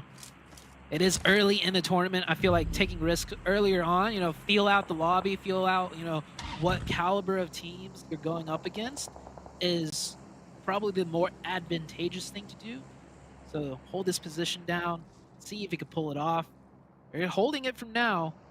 Doesn't look like they're centering up together. So Very good job out of the Extreme Slayers team. Plus, they want to get some elimination points if possible, right? They don't want to get into a situation where there's like still 8 teams left and they haven't picked up a single point. Right. And that could end up being the situation if they're not careful. MEZEXIS does lose a player.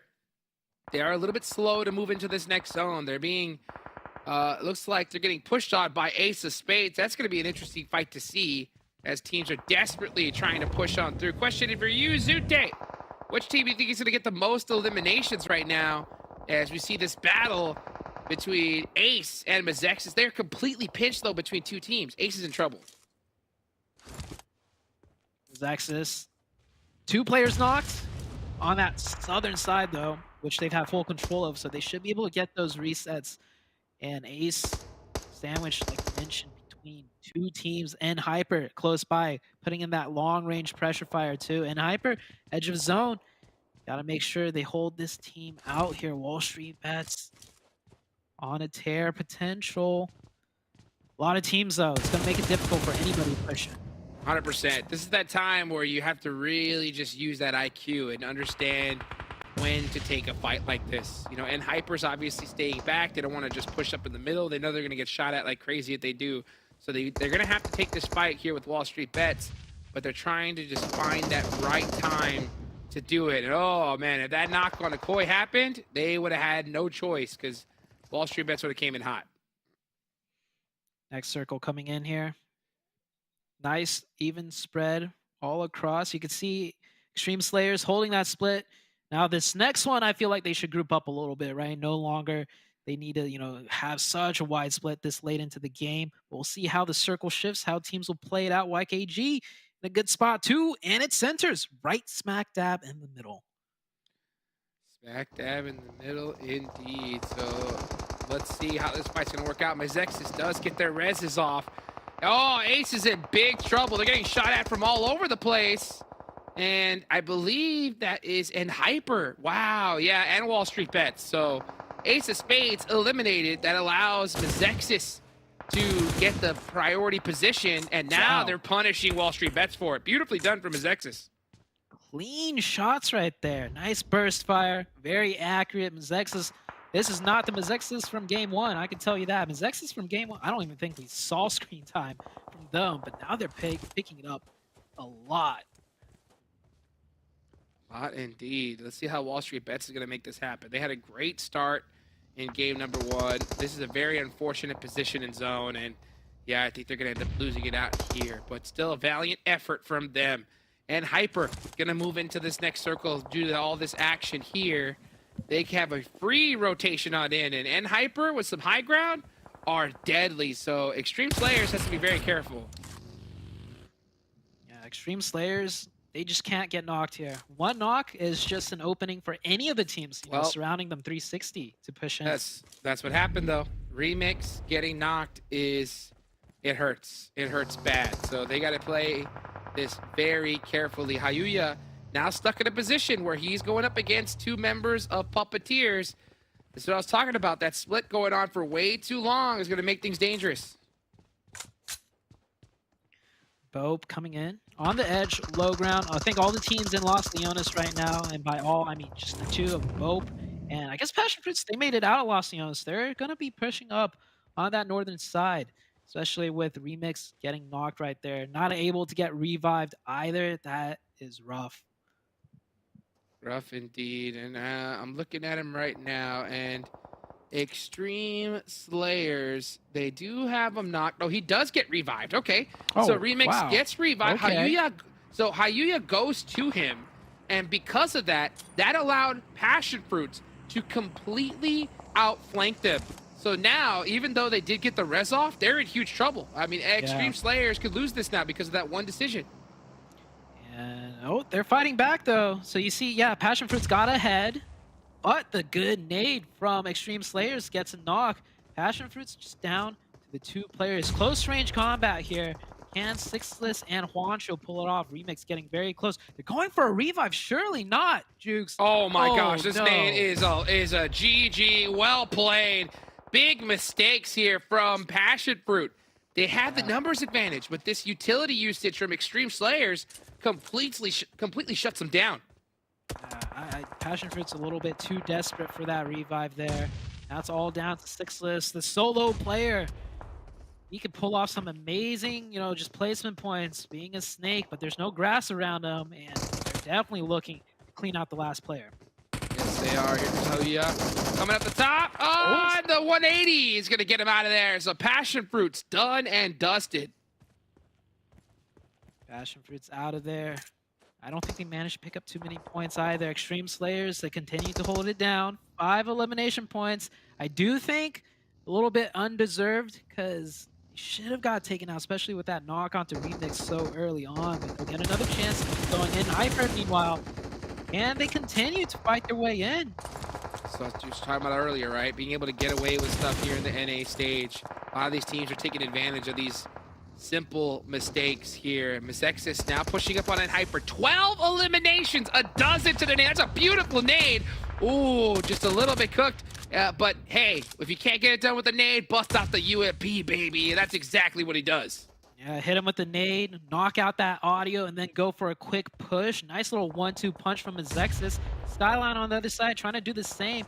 He doesn't have a teammate close by, but he's going to make that. Oh, he does! Over the top! From the bottom! Rin! The DBS! Got him! Oh my goodness. For a second, I thought I was going to give him too much time and he was going to get that thirst off. But Ed Hyper gets eliminated, and MEZEXIS is on a tear. Baton with 6 eliminations to his name by himself.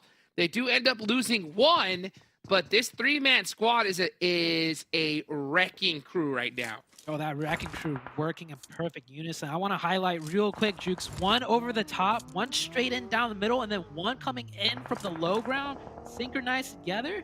That was beautifully done by the MEZEXIS team.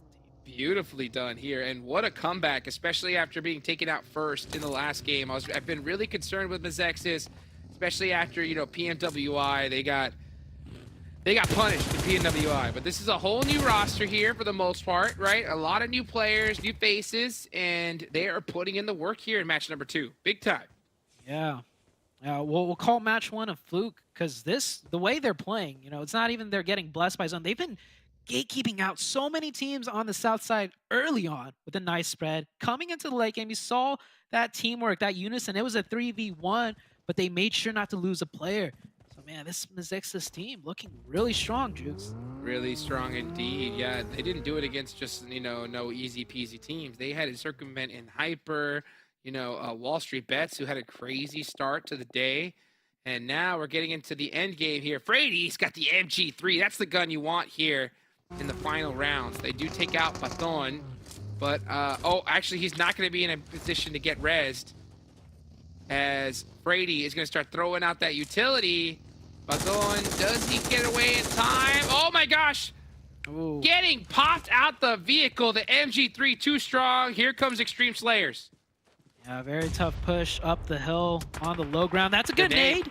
Good and nade. Shots from the side. He's got to readjust.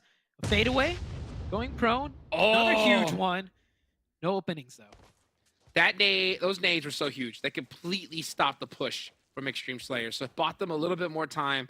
But those off angles from YKG are just disgusting. They have no choice but to just hit that lay down and try and survive. So MEZEXIS, an absolute wrecking crew here, but it might just come into an end just due to the zone.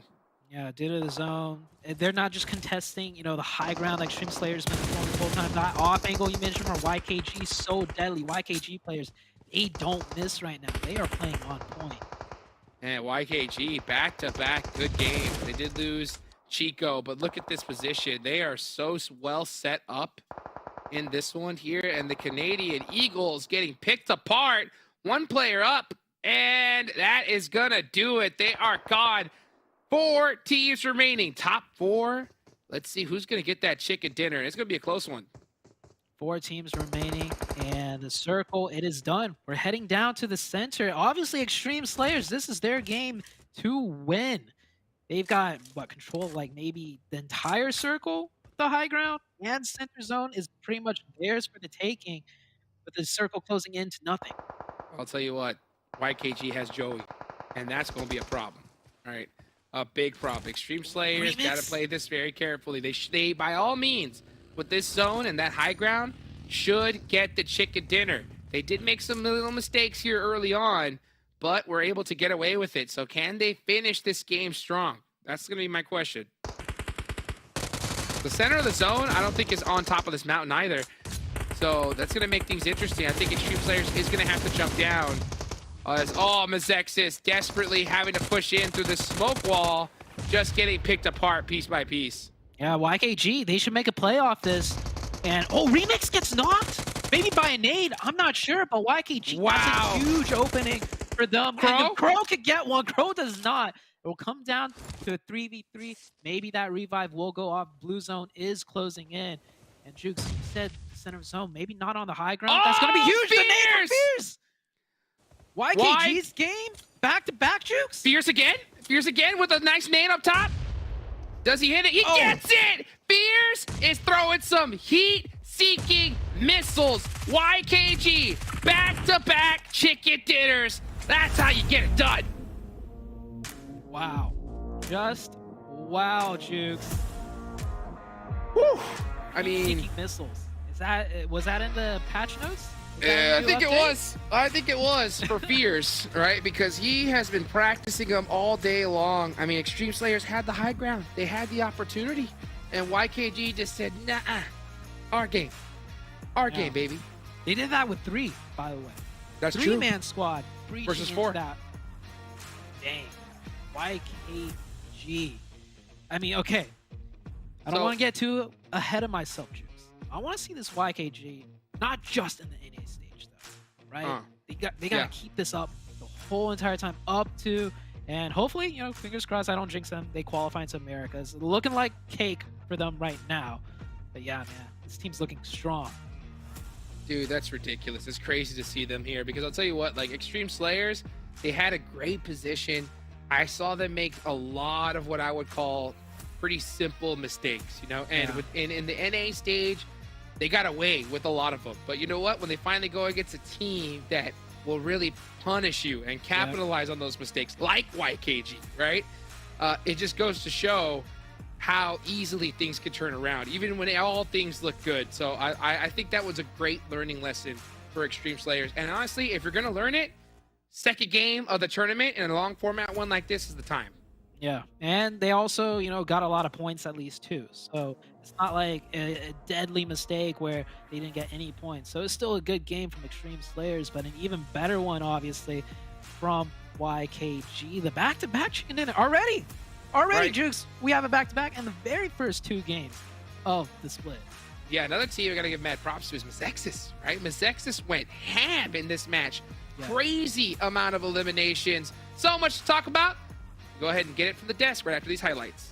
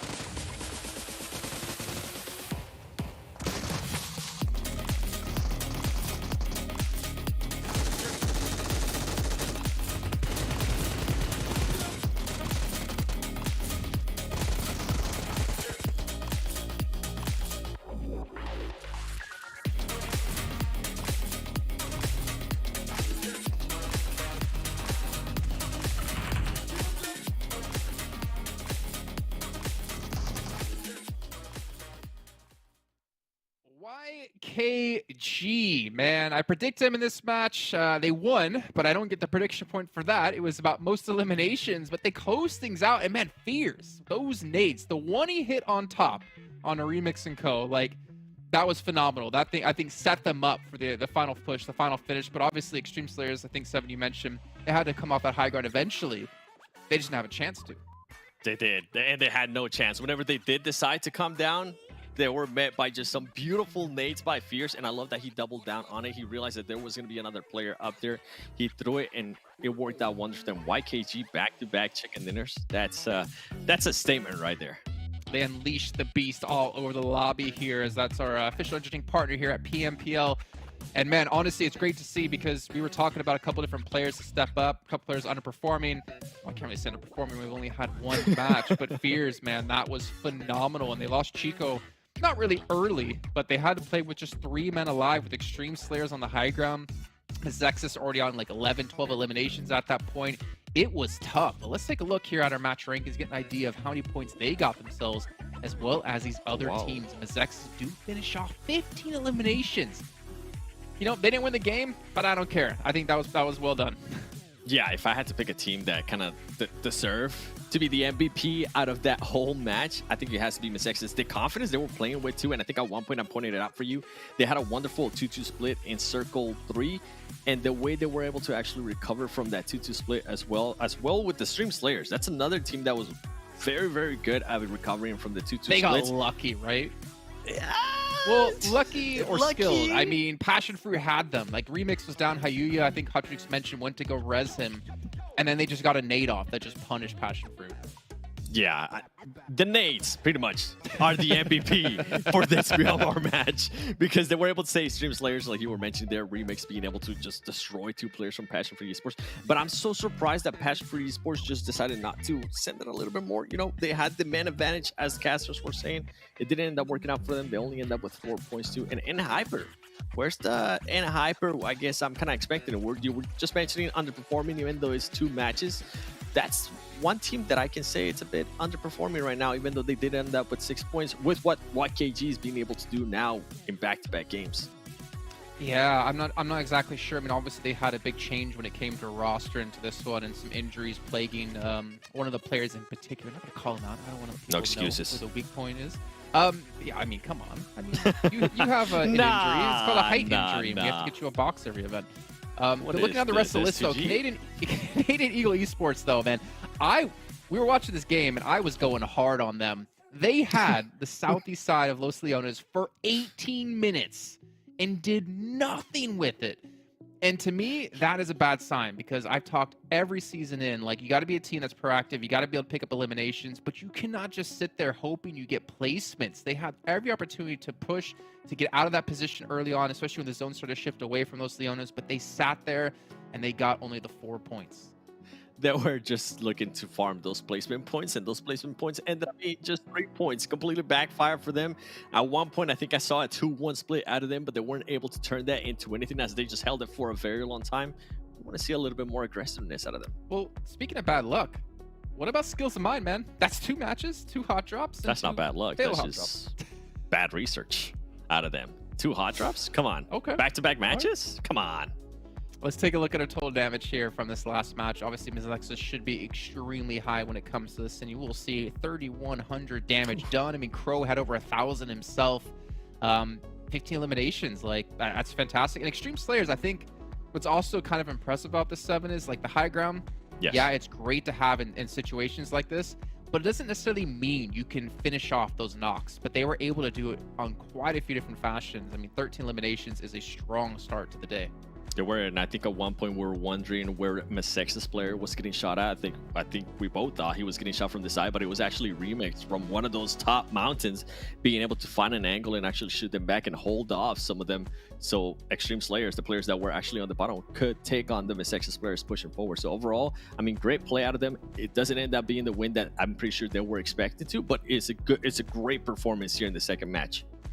Yeah, and again, like PMGC points, I think for some of these teams, you have to keep in mind the gap is going to be too much to really catch up. I mean, yep. I think we took a look at Execute, and they're like 500 points behind, like NHyper and YKG. So if you're one of those teams who doesn't have that chance to get into PMGC based off points, you better believe that you're going to try to qualify for regionals and try to make your way and make some sort of impact for yourselves coming into next season. But let's jump on over to, I believe, Extreme Slayers player stats here and give some sort of light to the team, right? We see Remix. This is the interesting thing for me, and I think why we saw Hayuya go back and pick him up, because that's how impactful he can be for the team. 1,100 damage.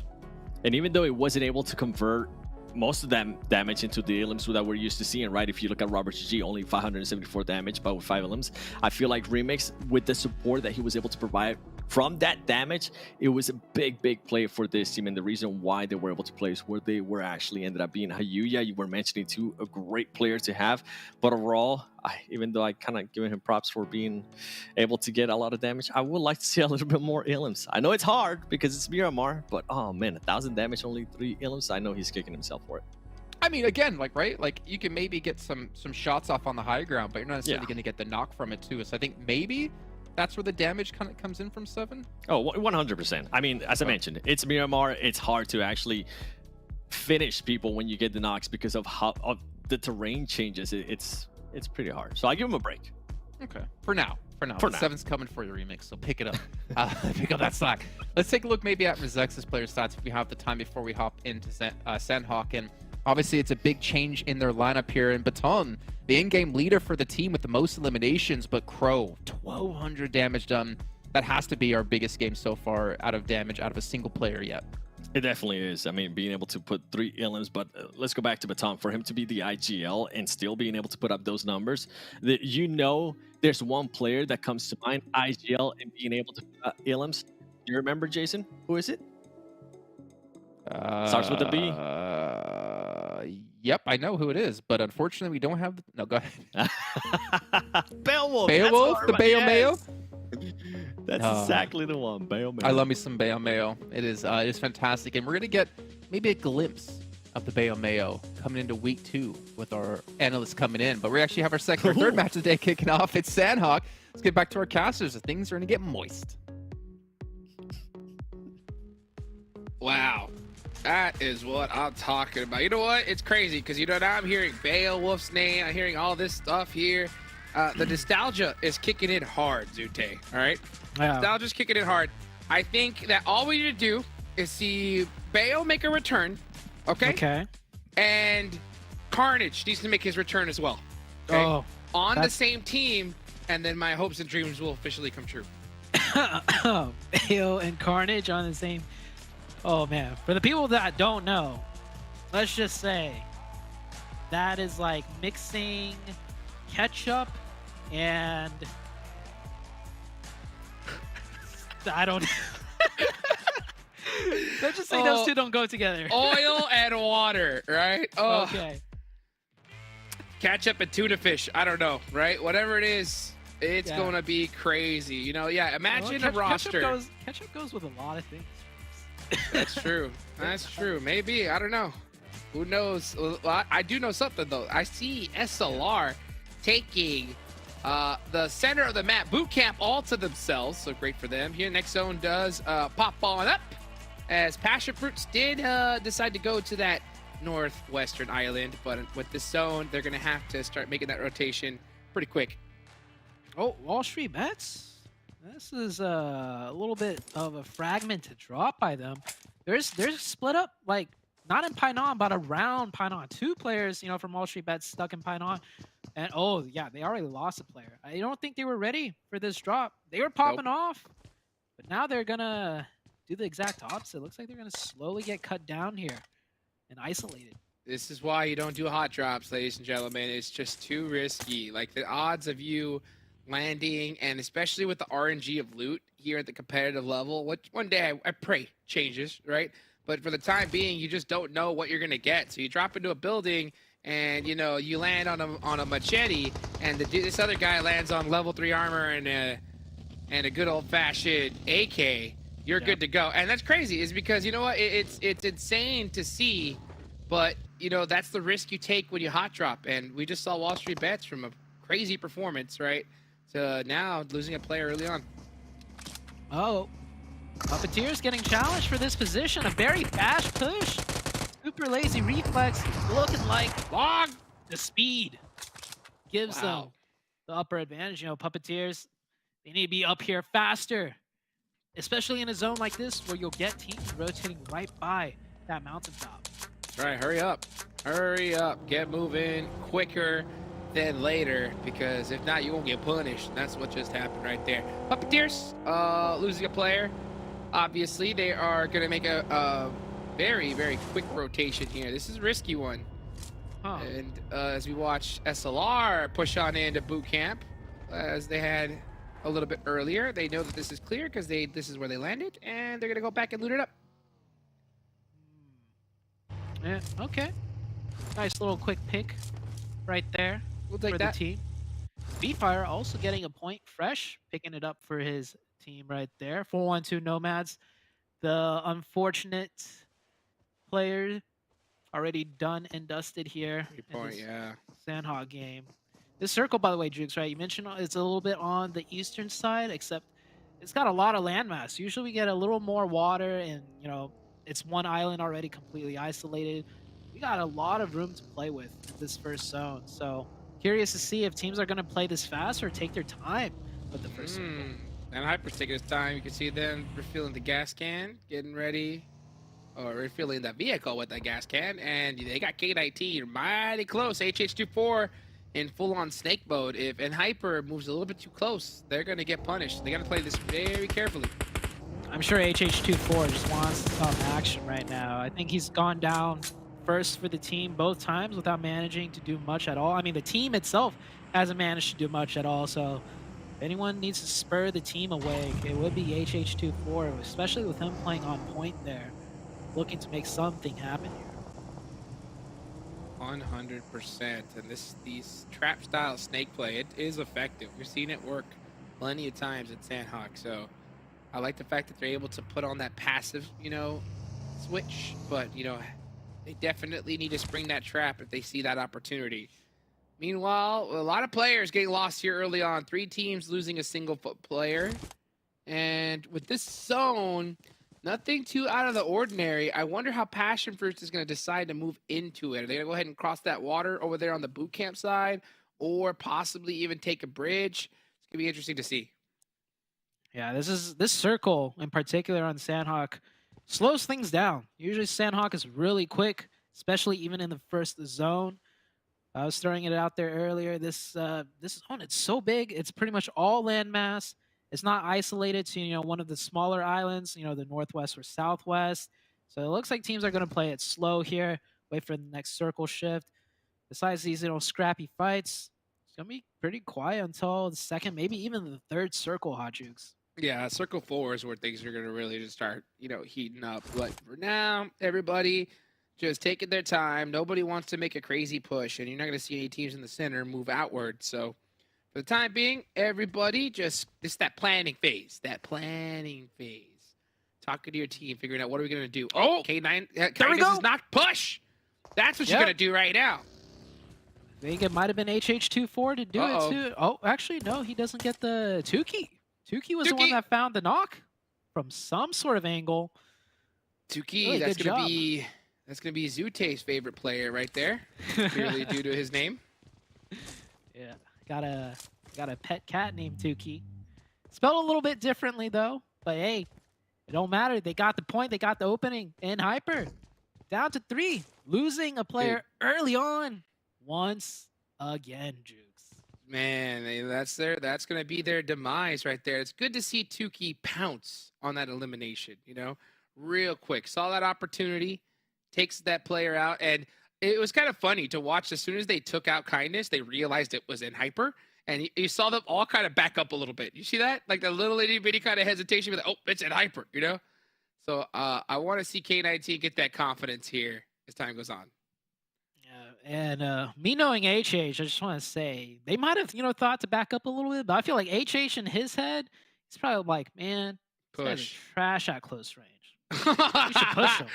Yeah, that's what he thinks. That's what he thinks, man. HH24. He's got confidence. Yes, he does, dude. A legend in this game. Confidence.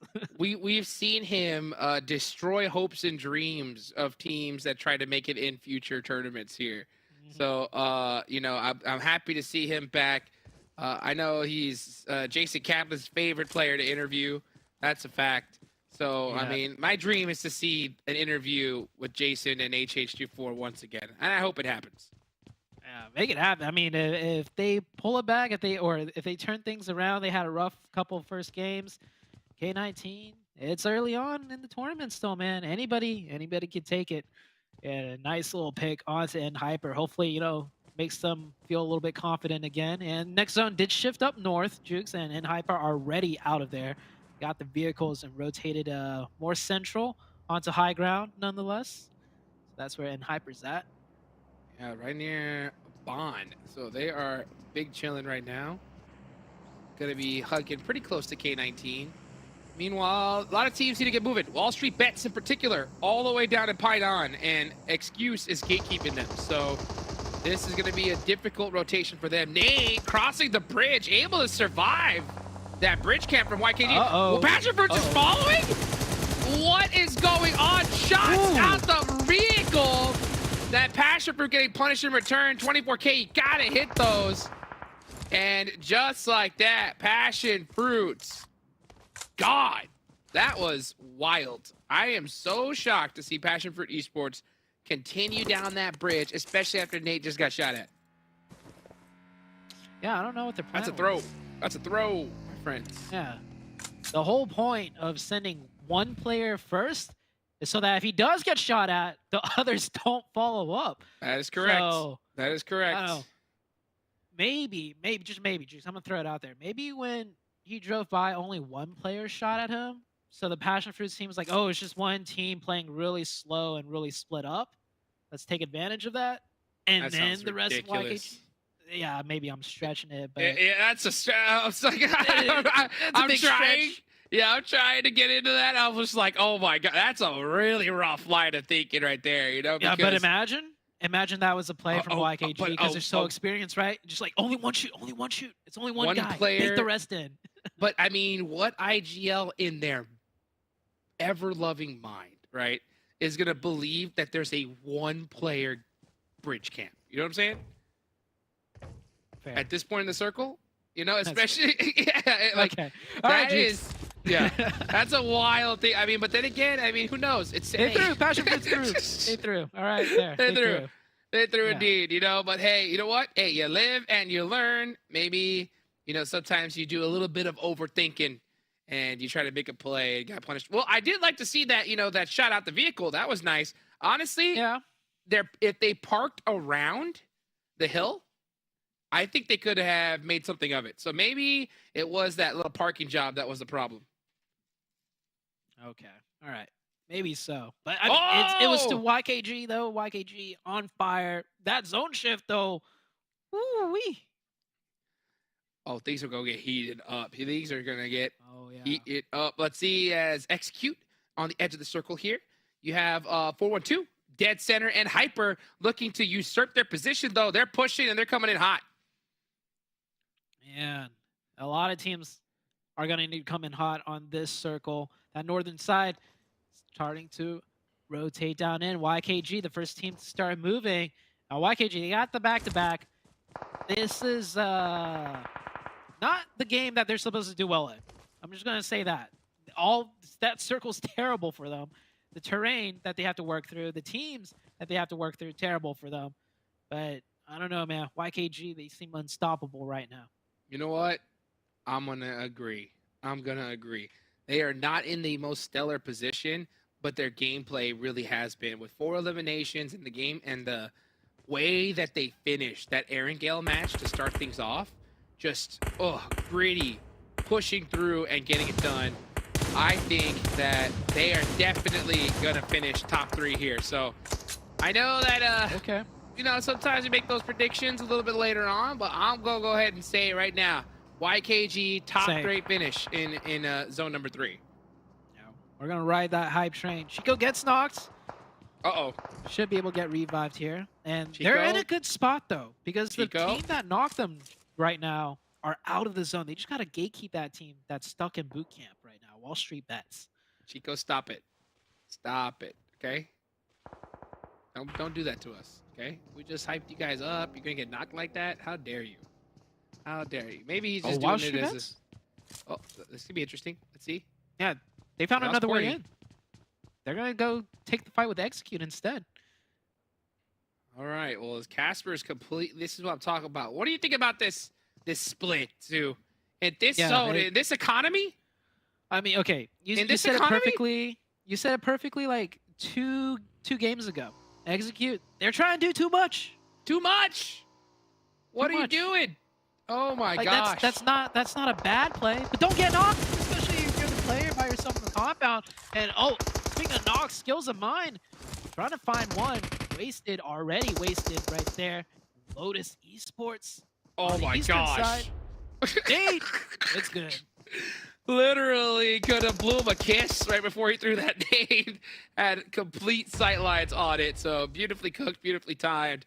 And a nice job there from Lotus. Lotus Esports going to be one of my teams to watch here because I think that, you know, they're going to be one of those underdog squads. We're going to see in that like 5th, 6th place position.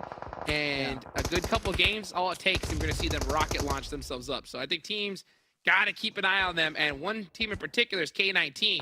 And with this next zone. Zone shift. This zone shift. They got to get this done quick. A good nade by HH24, followed up by Trip. Looks like more than one player got the Beautiful missile patch. And oh, that's what I like to see. HH right there. That's that confidence. Get the nade knock, stand straight up, and laser another player in the grass on the southern side. Oh, looks like they're getting cut down though. Trip is knocked. HH24 about to get knocked as well. Skills of mine still alive, being a thorn in the side of these teams. And oh, Blinky. should be good. Beep. Goodbye. Out of there. Skills of mine gone just like that. And we're going to see half this lobby get erased in the next couple of minutes. YKG have one of the most ridiculous pushes to make. This is so tough with this hard shift.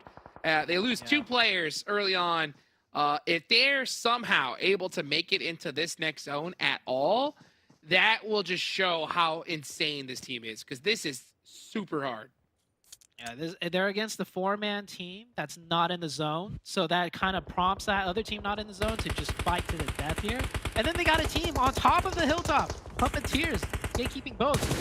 It's not doable. It's not possible. YKG can do a lot, but not this. 24K. It's your time to shine, baby. It's your time to shine. Pull something off here, man. Come I don't on. know. Right? Old Just Sanhok? Pray. That's doable. That's it. Yeah, Chico gonna go down to the blue zone. That res was absolutely irrefutable. He's gonna pass off all his first aids off. Healing strat! Remember that? Remember when that used to be a thing, Zute? I'm so glad they figured it out, honestly. Not anymore. Not anymore. So that's gonna make things that much more difficult. So bye-bye YKG, as 24K was the last person alive. But they out-survived and Hyper out of there. Meanwhile, Puppeteer doing a great job of gatekeeping, and they're gonna have to continue to do that. Oh, Reckless has to be really careful here. Stellar has his number. Oh, nice little peek by Reckless there. Keeping it real tight so he doesn't expose himself. But that nade's gonna think differently. Nice splash damage. He hold this down. Super lazy reflex getting closer and closer. Here they go. Stellar starting to eat some blue zone. And Papa Blue is gonna start punishing teams here. Nice shots there, but he does go down in return. Shots coming from all over the place. Players everywhere. Meanwhile, we're going to see Reckless make the push. 1v2. It gets taken down. So SLR getting the last lap on Puppeteers. Yeah, Canadian Eagles trying to capitalize off of that, but they're getting shot on the side as well. Third party going on from all corners of the map. Super lazy reflex managed to make it in with one player. They could get that revive. I think Long's wanting to put up some more LM points. Pushing closer, not to his teammates, but to the enemy team. Well, let's see how they're going to have to play it right now. You can see Long sneaking up. Oh, he sees him. Catches one. Wow, I'm so surprised to see Canadian Eagles not focusing on their back. That's always the first thing you do is you got to make sure your back is clear, and then you go into the next zone. And, they do end up finally taking out SLR, but they lose a whole bunch of players in the process. And now it's just Drago. I think they expected if any team did manage to make it into that zone, that they'd be on that hilltop, at least for a little bit, and not push into them, but definitely got taken by surprise here. Which team will finish top 3? Jason and 7 have picked BOPE, the team dead center in the map in Zone 5 with cover. Very bold prediction from these guys. Very bold prediction. Let's see if they are able to do it. Let's see how 412 is going to push from outside of the circle. Excuse doing a great job of get it done here on the edge. Meanwhile, Execute, yeah, really far behind, and there goes YKG. Execute coming in over the top. Excuse coming in from the low ground here. Player advantage to Excuse. Blue zone though, starting to chunk. Can he get that med off in time? I don't think so. He does go down to the play zone. Other teams still gatekeeping and caught sleeping. Trick just knocks and opens the door himself with that DBS. Hello and goodbye, just like that. Trick, last player up for Execute, but still alive, putting in some points on the board. And yeah, I mean, we see so many splits right now, and every team that is forcing a split is just getting picked apart piece by piece. Sanhok so punishing in these late game circles. The third parties from so many different angles. Just try and stay alive, keep your head down like Fresh is. Ace of Spades still have 3 players maybe getting their revive somewhere. Yeah, they are. So Ace of Spades will remain as 4, and not many teams with 4 up. Actually, Ace of Spades is the only team with 4 up right now. Trick, you're taking out one of the players from 4-1-2. That's going to be Yusuf. BOPE, we're running outside of the building and playing it very interesting here. They are opening up the door to K19. If K19 decides to push them, they totally can. K19, this is going to be interesting to see. If BOPE doesn't get top 3 here, can you imagine the reaction from Seven and Jason? Oh, they're going to be punching the air. BOPE in a great spot. Best spot. Absolutely. Should be easy dubs. Easy chicken dinner for them. So it's their game to lose. Let's see if they're able to hold it down, as that is going to be, I believe, the last player, yep, from Speedfire out.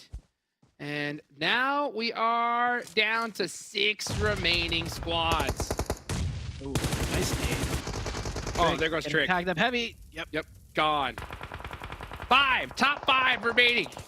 BOPE still dead center, shooting at everything that moves. Ace of Spades have really fought their way into this next zone. And now finally you can see BOPE looking towards the direction of K19. And it's just they got the circle again. Oh, they couldn't ask to be more blessed. Will a team get there in time? Oh, it was Ace. Never mind. Yeah. I thought it was BOPE that got knocked. That's Nightcrocs. Nightcrocs with a disgusting angle here, doing a great job putting that fire down range. Such a tight peak. Oh, here comes the push, Jukes. Actually, no, they're just gonna go to these buildings, and they're chilling. Oh, they're chilling. I have just heard from. I just got word from Seven and Jason that they will walk off the show if BOPE doesn't make it top 3. Honestly, I do not doubt it, because this Ace is done for. Papa Blue doing too much damage, and that leaves 4 teams remaining. In order for that to happen, BOPE would have to go out right now. They're fine. Unless if Drago somehow wins this 1v1. No, blue zone. And then, third party from the other side too. That'll do it. So top 3, they have accomplished it, but now they're going to finish with a chicken dinner. This is their zone here. They have all the coverage in the world. They still need to finish strong here. Beautiful nade there from Ophelia. That should connect. Oh, actually just a little bit too short. Yeah, they're 4-1-2 getting closer and closer within the nade range. They're going to be tossing the nades right back out at BOPE. And, shooting the buggy. Giving away how close he is proximity-wise to the other team. Nice Uzi out of shot. hand. Great knock from Ophelia's holding it down right now from this frontline position. Putting in some nice fire here. They are going to find a little bit of coverage. 1 nade is all it takes, though, right? Yeah, here comes the util from Ophelia. That Molly spread. Oh, going to get a little close to Yusuf, but he's going to have a little bit more room to breathe. K19. Oh, HH24. HH24 is now in a great angle. Yeah, he's across the street already, looking to make a play, but here comes the close range of DBS. 1-2. That's the first one. Uzi DBS, he is ready for this fight. He gets the second. Jukes, Ophelia, playing 4-1-2 NOMADS. Ophelia feeling himself, but K19 from the other end is there. They're going to go ahead and get them finished off here. It is a battle between K19 and BOPE. Oh, that knock would have been so huge. But Scourge just barely missing the mark, and now he's stuck with Papa Blue. Oh, he gets Molotov! Nightcrocs in trouble. It's all up to HH, and Tuki have to make a play here. Oh, the player that got Molly did not go down, so HH and Tuki backed up into the corner. 2v3. They are on the low ground as well. The swing wide, Ophelia switches in for the DBS. Oh, it is done. Oh, Inside. the There's jump no shot! way, Jukes. There's no way. And Beautifully BOPE, done. BOPE, take it. I mean, sure, they got the zone, but hey, that push by Ophelia, I'll give it to them. Well deserved. I will agree. I'll agree. I think Ophelia just made some just disgusting plays there to really, they were supposed to win, and they did it. And I love the fact that they were able to do it with some solid chicken dinners as well. I'm not just chicken dinners, eliminations here too. Yeah. Yeah, I think Ophelia, there's no way he had that DBS Uzi combo while they were chilling, you know, in the compound long range. I think he switched to that weapon or those weapons when, you know, he saw the situation, the weapons were on the ground, and he's like, you know what? I'm gonna pack the double close range weapon, the Uzi DBS, and he made it work. Look at that, 5 eliminations, 958 damage as well. So putting a lot of damage downrange. Beautifully done there from Ophelia. I mean, that is a game that will definitely get your squad hyped up soon. Yeah, I love the way they cleaned it out at the end. 2 over the top, 1 pushing in from the low ground too. It was a great decision, the jump shot. Great game, great Sanhok match. Honestly, it was the first zone kind of made things a little bit slow, but that end game, so many teams got cut down so quickly. Oh yeah, I mean, it got spicy there towards the end. I love the fact that we saw BOPE actually finish it there. K19 got in the mix too, right? So Yeah, I'm waiting to see good them get a comeback good game in. Yeah, get that confidence up, you know. Hopefully we could see them continue on here. Overall, we've seen pretty much every team we expected to have a performance so far. Let's go ahead and hear what the devs have to say right after these highlights.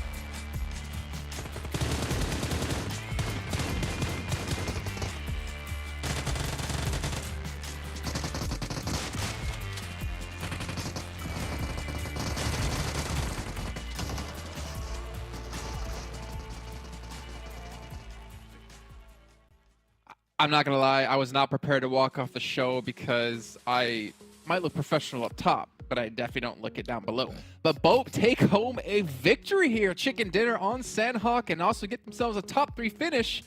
You know, Bachi Exute, this is why you don't predict early. You don't get extra points for it, and you just make yourself look like a fool. He's gonna To talk be so much fair, crap now. to be fair though, BOPE kind of scared us there. They Oh my decided to do God. a 2-1 split when there was no need for it. I would have walked off. Yeah, I actually wrote my notes. BOPE, what are you doing? I mean, they left Ophelia back in the compound, then they pushed up against Canadian Eagles, and then we're just sitting there like, why? You have zone, you have this pretty compound. But, you know, credit to them, they held onto it. They regrouped eventually back onto it. And also, when they went for the push up against NOMADS, I was really impressed with Nightcrocs because he held the back. They knew K19 was on the other side of the road, on the other side of the compound, and he prevented them from pushing in and just capitalizing on a third party. And even if we rewind a little bit before that too, the way Ophelia was actually able to hold off K19 whenever those 2 teammates were away from the compound, I feel like that was just such a great play out of him to be aware that, hey, I need to be on the lookout to what's going to be happening from our east because I don't know where my other teammates are at right now. They're losing. Where are they? I don't know. You guys who are watching, let us know your favorite play so far on the day. We've had 3 out of our 5 matches in total on the day already done. You can reach to us over down below here. Make sure you use the hashtag PMPL. Make sure you also check out the Discord server where maybe you can catch us and send us some messages and say some sweet things, or maybe ask Seven, why is it giving you the UC he's owed you from like a year and a half ago? It's up to you, whatever you want to do. But we also take a look at our match rankings to see how many points the teams did get. YKG going out early, but they should still remain towards the top of the table as BOPE take home 11 eliminations, 21 points. You know, I don't know if they're in contention technically for like PMGC based off leaderboard points, but that is a good statement to make here in this lobby. It is. I felt like they could have actually done more if they would have held that compound a little bit more and just work on their angles and try to get different positions. Maybe try to third party some of the fights that were going on. They were pushing on Canadian Eagle Esports way too hard for no reason. But you know what? Things that they'll probably be able to go back, look at, and recover. They were able to finish the game in a great way. K19 Esports 13 points, 412 Nomads 12 points. And as you were mentioning, this is one of the reasons why I love Sanhok, Jason, is because some of the teams that we've been seeing in the earlier matches, right, towards the top in the top 5, we're starting to see a lot of new names here, which is what I like. That's kind of what can happen on Sanhok, right? It's third-party central. But one team we're not seeing on the front page here, and it brings me back to something you said at the start of the day, PASSIONFRUIT. I know they did get destroyed. They got bodied by YKG in the off angles they had. But, you know, as you mentioned, Sixless, he can be somewhat of an emotional player, right? And emotional players really struggle when things start going downhill. But you know what PASSIONFRUIT needs? And I sure as I hope you know exactly what I'm talking about, Seven. Monster Energy. No, they need the Nate DBS play. You remember, no, Panthers, the right? Finals. Yeah, but the DBS has been nerfed a little bit. I know, but it's Nate. Has Nate been nerfed? Oh, nah. Just let him cook. Let him cook. He'll start eating in a bit, all right? Oh my gosh. Well, we can also even jump into BOPE Esports and their player stats now. We obviously haven't been able to focus too much on the team because they haven't really been so successful so far in the day. But we really have to point out here, as you can see, Ophelia, we did kind of question, like, at one point I asked you, like, is he DC? Like, is what happened? Like, he's just sitting there in the compound by himself, but he still comes out with the most damage, man. And that's because he was holding those angles. He was able to push back on K19, and that's what I was impressed at, actually. And he was able to finish off with the most ilms from his team. Supra, I mean, he was able to put up good numbers. And then Fuego, they did end up losing Fuego early on. And I mentioned earlier that it was a 2-1 split. It wasn't actually a 2-1 split. It was a 3-1 split, but Fuego ended up being destroyed by Canadian Eagles, if I'm not mistaken. His fire got put out, it seems, for him. Though he does have phenomenal eyebrows. I'm not going to lie. Look at those things. Those are, like, well... Is that a uni one? Manicured, pedicured. I don't know what it is, but... But is it a uni eyebrow, though? No. Kind of looks like me in middle school, bro. What? Do you have any pictures of you in middle school? I'm not sure. I actually had a uni eyebrow. That you could did be not want to see that. A prediction game punishment. Hey, so far, 3 for 3 today, so I'm not losing. We can work on that. At least today. What about our overalls, though, right? We've had 3 matches done, 3/5 of the way done with the day. YKG, we can assume, going to be in first place, considering they won 2 matches. You can see just here, 45 points. BOPE Esports, though, you know, don't get too surprised, right? They got 21 points from this last match, which means in the first 2 matches, they got only 4 points. So it can be a little bit misleading this early on, but it is still a fantastic start for them to get themselves in a second place. Yeah, I was actually surprised to see Extreme Slayers there because they have also only played 2 matches and they still have 22 points, even though they haven't been able to get a chicken dinner, right? Then we have some of the other teams towards the bottom, Canadian Eagle Esports. I mean, we're talking about them, how they were going for those placement points in Miramar. Yeah. They are currently there in 6th place because they have played that extra match. Yeah, true. And to be honest, like, not to knock them, not to sound too harsh, but the style we're seeing at Canadian Eagle Esports is not going to be a CCT. It's not going to make you a championship caliber team. It's not going to get you into finals. It's not going to get you into regionals. They need to step up here. But the upside is for them, it's the first day. It's the first week. They have time because even Hyper are struggling so far to in 7th place. I'm so glad you mentioned that because, yeah, 3 games played. Currently sitting in 7th place. We haven't really seen anything out of this team. We saw a different drop location, and we were kind of talking about this when we were watching that last match. They're not landing on their usual drop spot. They're actually moving a little bit more towards the southeast, which is interesting. It ended up backfiring for them because they did lose a player very, very early on. I want to see that champion caliber team out of Hyper. So far, 3 matches in, I'm not seeing it. Keep in mind, it's day 1 out of week 1. But still, when you're a favorite team, you kind of want to see something along the lines of what YKG is being able to do, which is currently in first place with a healthy 20-point lead. Yeah, let's actually get over to the second page, too. And actually, we even have a third page, right? Because we have 20 teams in total now. At least every team has played 1 match. Yep. It's going to be tough. You know, I think we're seeing YKG kind of set the pace for the entire lobby so far. And it's pretty much everyone else trying to play catch-up here. As you can see, Excuse, they're going to be in 16th place. Execute, what are the teams I had in my top 3 in 15th place? I'm not sure why. I know they struggled on match 1 when they went into Wall Street Bets Gaming, but it is not looking too good for them, unfortunately. They had a bit of a bounce back here in the last Sanhok, but I feel like it comes down to we got to see Fate start performing. That's something that we talked about a lot in spring. Top player out of that team, I want to see Fate start performing and start putting up those numbers for the squad. Yeah, I want to see a lot of players on that squad Skills start of to Mind, put by up the some way. numbers, to be honest. And then Skills of Mind at the bottom, BULUC, CHABTAN as well there in like 19th, 20th place. Remember, four teams, yeah, will not qualify through into our finals. So you got to start to pick up the pace here. Got to start to earn those bonus points because those are going to be very important if you do get to the finals. But 7, going into match 4, I was going to think about making you do a prediction, but I'm not going to do that because you know what?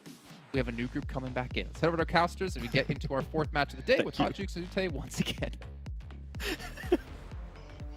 Go! We're back, baby, and we're back at Erangel. So, Zute, you know where my eyes are at?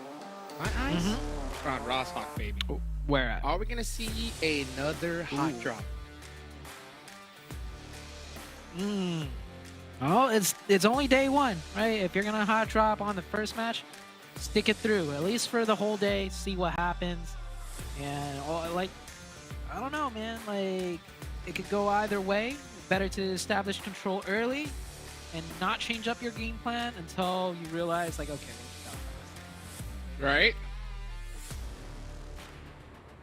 I think you're totally right in that position, because if you have teams, right, that decide that they want to dominate a particular drop location, early on is the best time to do it, for sure. and I'm looking at Rozhok now. Looks like it's just the one team. Another team, I think that is SLR. They're just gonna drop by. Oh wait, hold on. Is that 2 different colors? That is Juice. Uh-oh. Here we go. It looks like we might have some more Rozhok action. All right. Oh, And, a crazy circle here up to the north. All right. A northern Erangel finish. I always love to see these. Where are we going, Zute? We're going to shooting range, Severny, Stalber? Perhaps a little warehouse right below Severny? What do you think? We're gonna go to the northeast. Stalber. Stalber, let's Love to do see it. Skills of Mind. Oh, Yeah, Skills of Mind. Already Skills a of player Mind, knocked down dude. once Skills of Mind. again. what is going on? Dude, Oh. Skills of Mind have hot dropped every game so far, right? And have just gotten punished back to back to back. Name accurate right now. Name's accurate. Oh my gosh, Trixie. Oh my gosh. Oh, he With a got pistol. pistoled. He got pistoled. He got pistoled. Oh my gosh. Only Headshot thing with the only thing pistol worse. at a decent distance too. Only Oh, thing man. worse is pre-fire machete. You know what I'm saying? Pre-fire machete. That would be worse. But I mean, like you throw the machete before you see them. Just dude, audio we cue saw and then we machete to the head. we saw Oh. Joey do it before, right? With the nice little Yeah. pre-fire machete finish. It was the most beautiful play I think I've ever seen. And man, Skills of Mine just tucking tail out of here. That is unbelievable. At adapted some it. point, yeah, you gotta mix this up. This ain't gonna work. Yeah. I mean, this time around, instead of staying in Rozhok and getting wiped out, they at least left Rozhok Bop, alive. bop. We'll see. Oh. We'll see what they can do with 2 players left. Illusion picking up one of those points. BULUC CHABTAN, decent start right now. 2 points on the board, and you know they have priority of the zone. There's only one other team. Actually, I like what I saw earlier. We do see Chico here in a tough spot. I'll touch on what I was going to say later. Chico, can he win this 1v2? Oh, nice adjustment. Can he get that 1v1? He does. Got one. Gets And the here finish. comes the comeback. Here, I'm not Wow. the backup. Fierce coming out on his little moped, saying hello. That's not a moped, that's a bike, and here he goes with a full push right into Trix Uzi. He's gonna get thirsted if he ain't careful. Oh, rest of YKG there to support him though, and those shots from the outside, they are gonna have 2 knocked, but Casper is way too far away to do anything. You know what? I did Execute. say, right, that all the teams that we expected to have done something so far, right? I don't think Execute was one of them, right? Yeah. So we're still waiting for Execute. Oof. Still Wait. waiting. Oh, they lost 3? I thought they only lost 2. Nope, they lost 3. Where did the third player go Ouch. down? Did it, I think it was Tensa early on. So that is. not good. Oh. Wait, so by the time we Good. switched to Chico, did he already take out Tensa by himself? So Chico Oh. was holding it down against 3 players until backup came? Is that what you're telling me, Jukes? That's what happened. Ouch. That's all I'm gonna say. Ouch. Oh, man. That's wild. Execute. They need kill switch. They need kill switch, man. Make a change. You know what I'm saying? Hey, call in the Right. reinforcements, something, Yeah. because whatever's happening right now isn't working. That's for sure. Let's see. As we look at the map, Excuse still all the way in military, so they got to get going. You got BOPE Yep. as well over there by Milta. YKG all the way down near Primorsk. You know, that's what that fight we saw over there with Casper. Yeah, that's I don't what they think were fighting. expecting. Yeah, I don't think they expected to have that fight. K19, another good point for them. You know, K19 is one of those teams that I'm low-key cheering for just because HH is on it. 'Cause that man, I mean, there was a Legend. reason why his name was feared back in the day. So let's see if he's got what it takes still. Skills of mine, you know, down. Oh, I was gonna say down to 2. Now they're just down to 1. Yeah. Oh. It's just not working, man. It's not working. You gotta no more hot drops. Go loot some you know, just give it up. Go loot some gas stations, you know, go loot some shacks. Go with some gas stations. Make something happen, you know what I'm saying? Oh. Because you know, Rozhawk, it ain't it. Yeah. I'm sorry. You know, 3 games in a row and you get bodied all 3 games, it's just, yeah, you gotta make some adjustments. Meanwhile, Super Laser Reflex gatekeeping this bridge. Trying to catch some teams on the way up. Here we go. Here's K19. Here's HH24. Tuki gets knocked from Puppeteers. This is that warehouse I was talking about right below Severny. So teams obviously thinking that this could be it. Dong looking to get into the mix. Ooh, That's 12K. it's done. K19. Yeah, down to 1. All right. Outta there. There's still more games to go for K19. This team, you know, does need some time to get synergized. HH24 just came back. Puppeteers, I like to see the aggression, though. I think they got like a long-range knock in the beginning because we saw K19 fighting a different team picking up a point. Yes. So that gave the info over to Puppeteers on what's going around, you know, in near their vicinity, and they took advantage of that. Pushed one team away. Now K19, or now Puppeteers, the only team on that northern half of the circle in arguably, you know, the best position. Yes, they are. They're in a great spot right now. So we'll see where they decide to go to. You know, and it's crazy to see because, you know, HH24, K19. For those of you guys that don't remember, HH24 and Tensa were like the best duo in this game for a good little minute. You know, they were a force to be reckoned with. So obviously they're not teammates anymore, you know, trying to focus on their own separate squads. But you know what? They haven't gotten it really kicked off just yet. But I think it's only a matter of time because once these players really get going, we're going to see something special, I think. Meanwhile, wow, okay. We just saw XS just make a long rotation all the way down south. Now they're going to be able to take Stalber for free and YKG on their heels, rotating in pretty late as well. Oh, that circle shift. Dead smack in the middle right there. Keeping a lot of water in zone 2, so that could be potential foreshadow to a beach line finish. It's unlikely still, but hey, the water's still in. It's still heavy to the north. Anything can happen. And if you guys been watching, you know, PUBG Mobile, you know these circles can do some wild things. Oh, yes, they can. I think definitely that Stalber mountainside there on the east side of the zone is the best spot right now because you have so much oversight. You can rotate very safely in pretty much every direction. A lot of bowls in that area as well. You can think Hayuya is looking to go ahead and take up space in 1 and for the time being. Meanwhile, the great migration starting to happen as teams push their way on into this next circle.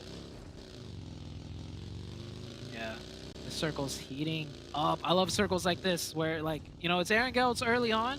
It's only circle 2, but already so much real estate, you know, cut off from the map. Most of it's water, and not a lot of hard compounds in this northern zone. It's more mountainous terrains, and knowing, you know, the geography of the zone is really going to be what's going to come in handy for many of these teams. Speaking about geography, that buggy does not respect geography whatsoever. Nope. Driving up any type of steep hill. We see it at Miramar all the time, right? Buggy defies gravity. Who put that rock there? All right, that's what he was saying. Meanwhile, yeah, we are watching Butterfly Effect take this side of the hill. I think this is a great position for them to take. But you like you said it best, right? You have to know your geography. You have to know the best little bowl, little area to take. Because if you take the wrong one, you're going to leave yourself open to the higher ground of that mountainside. So, so far, they were the first team to take it up. So they have plenty of time to scout it out if they haven't already. And meanwhile, Nomads, wow, almost getting knocked there. That was Nice close. shots. Nice shots indeed. Super lazy reflex. Holding the compounds a on the beast. western side of the circle. He is. You know, there's so much individual talent, honestly, in this lobby. It's hard for it to shine though, because it's such a team-based game, and it's so situational. That's the real challenge of it all, right? Like being able to shine individually when the moment comes, when the opportunity comes. But otherwise, you gotta play together as a team, and your teammates have to cover you. So many angles to be aware of, and etc. 100%. Yeah, no matter how good you are at this level, if your whole team isn't on point, you're going to go down. Right? There's not really much you can do in this game. 1v8. You know what I'm saying? So you got to be able to work together as a squad, cover each other, make some plays, baby. Let's see where this next zone's going to go. Are we going to head on over to Severny? Maybe. Why don't we go straight to the water? Take it all the way north. Nah, never mind. Mainland. Right dead center here, Zute. Dang. Usually when the circle, you know, just shifts right where it was, it's good for the teams, but not this time around, in my opinion. This leaves no room to maneuver, essentially, because all the teams are still alive. It just means they're gonna have to fight their way in. There is no cheeky rotation to be made with, you know, a kind of an off-center shift. This circle, it's gonna be tough for a lot of the teams that aren't in the zone, and that's more than half the lobby. Yeah, it's going to be really difficult because this is nothing but open field. I mean, yeah, there are a little, you know, some cover here and there, some hills, some bowls, but, Divots. you know, if you're trying to center up or anything, you're most likely going to get shot at trying to even drive near that area. So you're going to have to be able to hit some good shots. And YKG, I think they realize it, so they're trying to clear up this edge and get as many points on the board as they can, just in case. Yeah. Got to worry about some potential third parties, as well as LOTUS right there looking to try and do something, but YKG already readjusting very quickly, not slowing down. Both teams not in the zone, so both teams got to make the next push. Joey leading the charge, scouting things out, and more skills of mine. Uh-oh.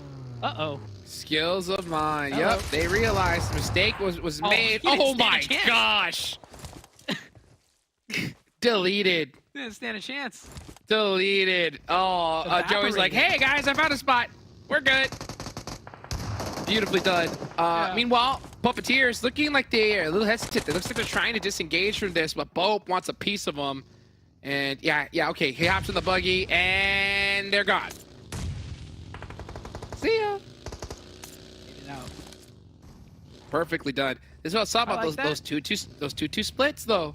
That was dangerous, right? That was dangerous. These splits are just not paying off anymore. Like, you get full pushed on by a squad, you're done for. And luckily for them, they were able to escape from BOPE's grasp. Most likely, you know, they get taken out, and then now you're just down half your squad. So, you know, Puppeteers, hopefully they learn that mistake and don't even try to do that in the future. Ooh. Ace Speaking about with the splits, run over. there was a split, and it did not work out. Ace Bates full sent it to this gas station. Extreme Slayers trying to hold, you know, a split. Did not work. One player at the gas Oh station my gets taken gosh! down. They are surrounded, though. How did that nade not hit him? It was right there on the window seal, barely escaping. getting taken out. Let's see what Remix is going to do. Try to thread that needle. And yup, got him. So Ace of Spades eliminated. Extreme Slayers. I was talking about this team, right? How you got to watch out for them. 7 eliminations so far. Next circle shifts right into the middle once again. I mean, with so many teams eliminated of that, you know, circle shift previously, this one, a little bit more wiggle room. Not much. As you can see, a lot of teams taking up the different power positions already. And here comes YKG doing the same thing they did before, right? Full sending it on to an area where there's only one single player. Super lazy reflex on the western side, coming into Extreme Slayers. One player locked, long, looking to get picked up here. Extreme Slayers, they lost a player early on, so they have less pushing power. Hopefully, they'll be able to do something here. And long does get confirmed, and that's going to push Super Lazy Reflex away. YKG up on top, 7 eliminations so far.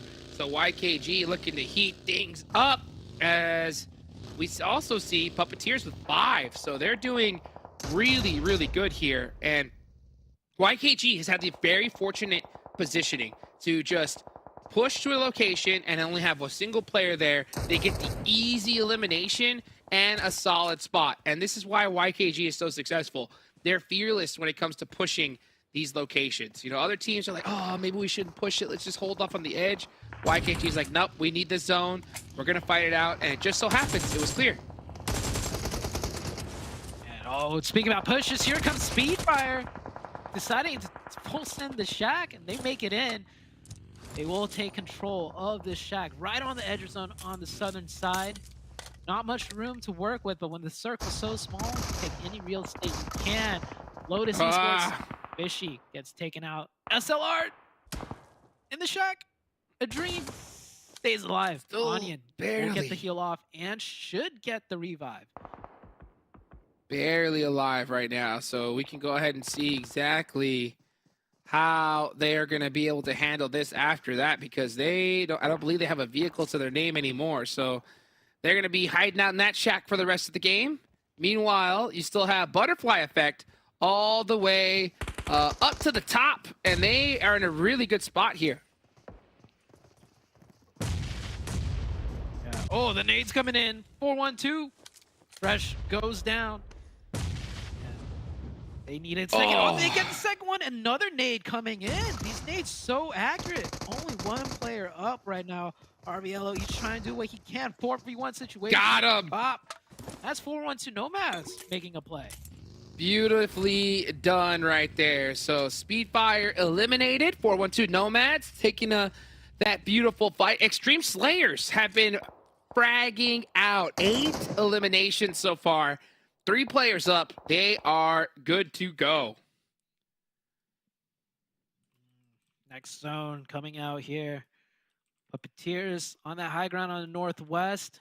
They've lost a lot of real estate control, though, with these circle shifts. We'll see where it goes again. And just, again, to the middle, Jukes. YKG in a beautiful location. Now, there's a couple shacks that aren't occupied on this map that could be game changers now for these teams not in the circle. Okay, let's see who's going to win this match. So many good teams, so much coverage right here. YKG is down that south side, but that's going to be a tough area to hold, especially if that zone goes up north. They're going to have to rotate on up with 0 cover. So if the zone goes to them, it's obviously their game, but if not, it's still anybody's, but there's hardly any coverage on that hill. That's why we're seeing so many teams on the edge here, Zoo. Butterfly Effect. This team has been pretty consistent. You know, nothing too amazing, but definitely getting their points in. And this is probably one of the games that they're going to be put to the test. They have 4 up. They have edge of zone, but really difficult terrain to work with. Puppeteers coming in, forced to push in to BOPE once again. Opening nade knock. Fuego with the follow-up nade. Throws it out the window. We'll stall for some time. BOPE looking good for now. And Puppeteers looking worse for wear. That's another one right there. Fuego getting it in through the window. Great knock. Beautiful knock indeed. They're doing a great job of shutting down Puppeteers, and Fuego has eyes on the last Puppeteers, and oh, he goes to the car spray, just a little bit off the mark. Puppeteers. Here are those shacks I was talking about. This one, unoccupied. We see another team Got that him. tried to get in here. Did not make it in. Puppeteers, though, will be the lucky ones to take this spot. They got to be wary of a lot of the angles that they're exposing themselves to once they step out of the shack now.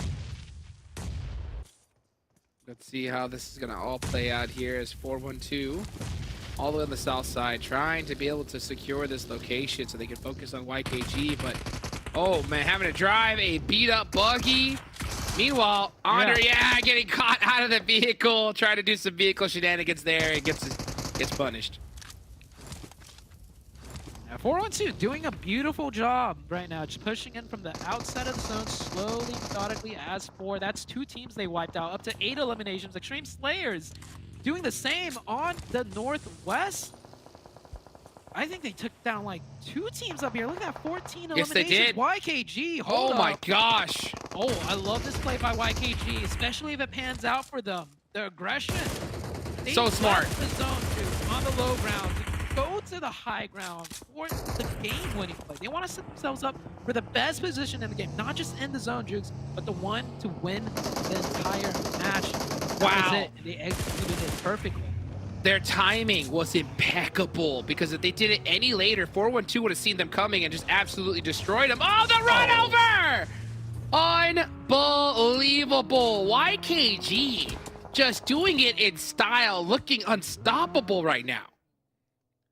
Oh, look at that. And then Joey going back to where they were earlier. And then say, Talk all right, about job getting done. real estate. They took the whole high ground and then went back, one player back to the original position, get more info, and next circle, even though it doesn't go over to them, with all of that stuff inside cleared, they have an easy time in working into this zone. And they got 4 players up, and they are all monsters. So when you don't have cover, how do you get into the zone? You do it with an M4. That's how you do it right there. You got to hit those shots, and these guys definitely can. Which team win the match? Everybody predicting YKG. I can't blame you. YKG on that south side are looking too good. 11 eliminations. They don't have the zone, though, so they got to make sure they make it in there. If they do, it should be easy pickets. Yeah, I mean, when you have 4 up, that's more than ideal to fight into the circle, especially with the zone so closely. It's not like they have to expose themselves to too much. And most of the teams gatekeeping them, I mean, they're pinned inside shacks with smokes blocking their vision. And you can't blame those players. They're 1 or 2 man teams. YKG with the push, and they do make it to safety, so they find a shack of their own, and they're going to be hugging that shack for the rest of the game, most likely. There goes BOPE Esports eliminated. As we see SLR, trying to sneak out in, but Chico just making it happen with that mini. Dong, keeping the dream alive for Puppeteers. They have to 8 eliminations. This is a good match for the Puppeteers. It's going to be an even better one for YKG. We're already down to 3 teams, and Remix gets one onto Dong. Oh my gosh. So YKG, pretty much, they have free reign over everyone. Oh, and look at that. YKG switching skins. You know what I'm saying? So decided to actively switch the skin to the one that he wanted. That's how much fun these guys are having. How dare I ever bet against them, because this squad are looking so good. Dong goes down, and that nade is going to finish them off. What a great one. Actually, that was going to be Joey with the shots, taking him down. So here we go. YKG versus Extreme Slayers. 15 eliminations on the side of Extreme Slayers. That's These pretty 2 good. squads, I mean, oh my goodness. These 2 squads are just on point today. YKG, Extreme Slayers. I wish this was a 4v4. It could go either way in a 4v4. Of course, YKG with the man advantage here. But Extreme Slayers, they just need 1 knock. And it is even as far as numbers go. Can he get that one? Look at this. Nice shots for almost took him out. Remix. Yep, Took he out did. half his health. And yeah, that was not an easy spray. That car was, not driving in a straight line whatsoever. Really.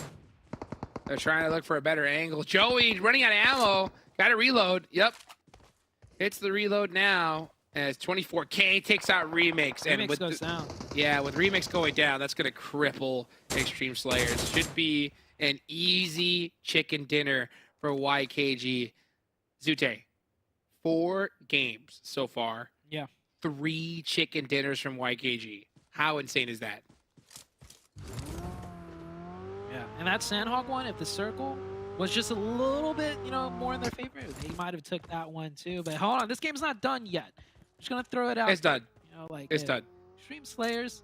If he can get 2 knocks right here, straight out the car, laser beam style. All right, okay, their chances have just dropped a lot more. He's gonna run him over? No way. Can do something. Uh-oh. Uh-oh. He's get one. Oh. Couldn't do it. Couldn't do it. Frady now beat up. Shots out the car. YKG just supreme ultimate confidence. They got him locked down. Should be only a matter of time. Frady, that Molotov. Yeah, so good. This is what I'm talking about. YKG don't make mistakes. When they know if they have the win, it's just easy pickets. And wow, YKG, 3 chicken dinners. Yeah, 3 chicken dinners. Like, I mean, okay, we saw that chicken dinner coming a mile away. So I just want to point out that last player from Extreme Slayers, he naded himself. He said, That's deny when you the know point. you've got dominance over the lobby. Yeah, they're already thinking, gotta deny the point. Usually you deny points in the later stages of this tournament, right? When a team is like, okay, we're pretty far ahead. But this team's already so far ahead. YKG, 3 chicken dinners, 3 out of the 4 games. Unbelievable. Unbelievable. Joey with the highest damage, 941, and it's Remix with the most eliminations. I mean, it's very rare, right? We see, you know, the player without the most eliminations not getting the most damage as well. So, I mean, this team working so well together. And, you know, you can't take out Remix as well. Remix doing a great job. Tons of eliminations from Extreme Slayers, too. Yeah. Remix is really not, I won't say carrying the team, because the whole team is on point from what I've seen. But Remix just like really keeping the team, like spearheading them right now as far as the stats show. YKG, on the other hand, these look like, you know, all 4 players in unison just picking up equal amount of weight. Yes, they are. Yes, they are. They're looking deadly. Honestly, I got to give it up to that rotation they made on the south side. I mean, they could have just sat there, and that's the reason why I didn't pick them, because I was like, man, if the zone goes north, they're going to be stuck out in the open. They got teams behind them, in front of them, but they recognized it. They recognized that, hey, you know what? If we want to win this game, we got to take them out now. So they pushed away out from their central position to the edge, cleared out that south, and then just wiped the lobby. I mean, it was executed to perfection.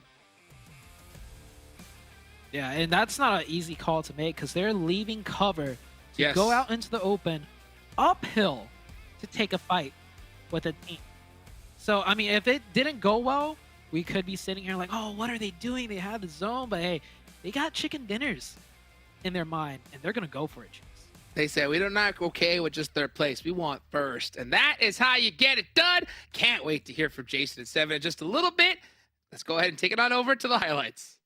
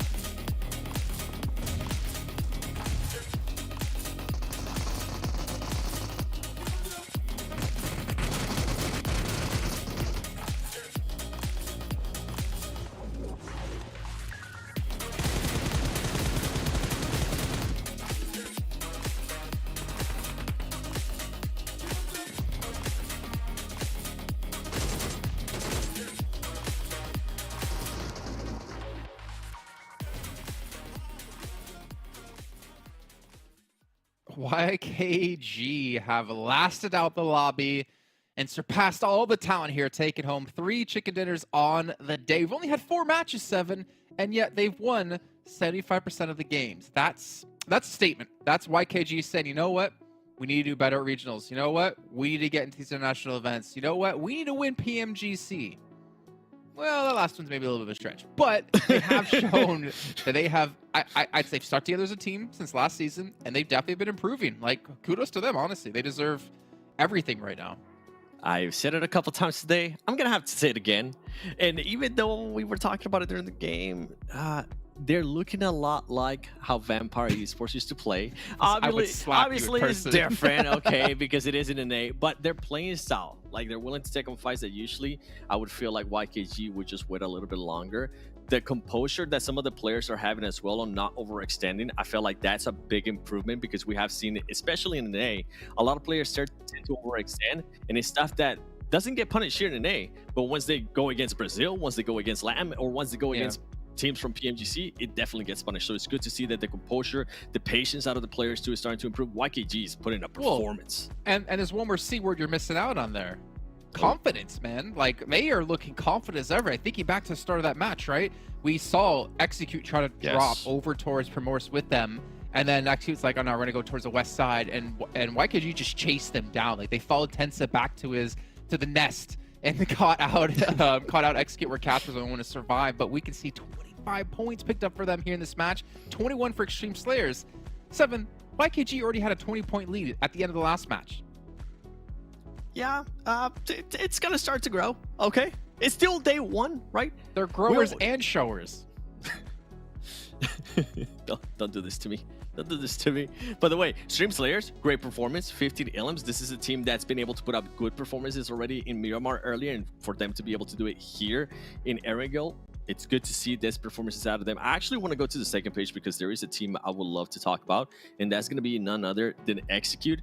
I was surprised, just like you were, of how they decided to back off from North George. We decided to go back and see the first game, and it turns out Ace of Spades lands on North George, but it's weird for Execute to not want to challenge that, right? You think of caliber of a team of Execute, they'll be willing to challenge Ace of Spades, but they decided to give up on that. I don't understand that at all. Like, was okay for it, and the playing path was going in the direction too. Like, there's a lot of questions about that. Maybe they're giving too much respect to Ace of Spades. Maybe they wanted to switch things up, but I think they know now. Let's not go Primorsk anymore when YKG's in the lobby. Yeah, and don't even get anywhere near YKG because they will chase you at the start of the game, as we were able to see out of them. By the way, Skills of Mine, once again, with another hot drop. I don't know if this team is trying to beat the record that SLR was able to do during the spring split of finishing in last place with the least points.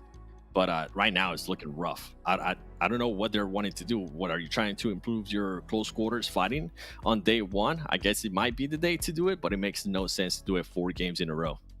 Well, to lastly touch on YKG as well here, I mean, that was their final match of the day, keep in mind, right? They only play 4 a day. They play the first 4 every day this week until groups do shuffle up a bit, and they have put on a performance I don't think anyone can match in the lobby right now, and maybe not even tomorrow. Maybe only YKG can do better than that, but obviously we still have some time to see. But maybe we could take a look at YKG's player stats on the day really quickly, just to give you a glimpse into who is the standout performer. I can tell you right now, 3 of the players are in our top 5 in eliminations so far on the day, and these average limbs are just dirty. I'm actually happy to see that it is currently 24K leading in regards to damage, leading in regards to elims, leading in regards to pretty much all the stats. Remember, this was a player that was a standout in certain occasions during Spring Split. He might finally be coming into his own, and as well, Chico currently putting up great stats as well with 2.5 elims per game. That's what you want to see, right? Everything has been going their way in regards to how they've been able to play, how they've been able to execute their game plan. So this is what you want to see out of this team, not just one player, but everybody else being able to put up numbers. And once again, I have to mention that Fears was able to maintain his composure, not overextend earlier in the fight that we saw in Erangel in this previous match. And little things like that, I feel like it's what's going to put this team a little bit closer to hopefully winning Americas if they do end up getting there. Bro, they're averaging 10 eliminations a match. It's just YKG. That means they have 40 elims on the day, plus 3 chicken dinners, which is a minimum of 30 points. Like, they have over 70 points, if I can do quick maths, in one day. Like, that's ridiculous. I almost want to say that's more points than we'll see quite a few of these teams get in the first week. And they just got it in one day. Oh, for sure. Easily. They're doing so good that you're even picking them, Jason. I picked him once, twice. You picked them twice. Yeah, you know, whatever. It's You a didn't new pick them at season, all new me. during spring split. Oh, okay. Well, if we have time, can we do Extreme Slayer's actual player stats as well on the day? Because this team has been fragging out like crazy. They've only played 3 matches, and they were in second place, trying to close the gap up against YKG, which is continuing to grow further until now.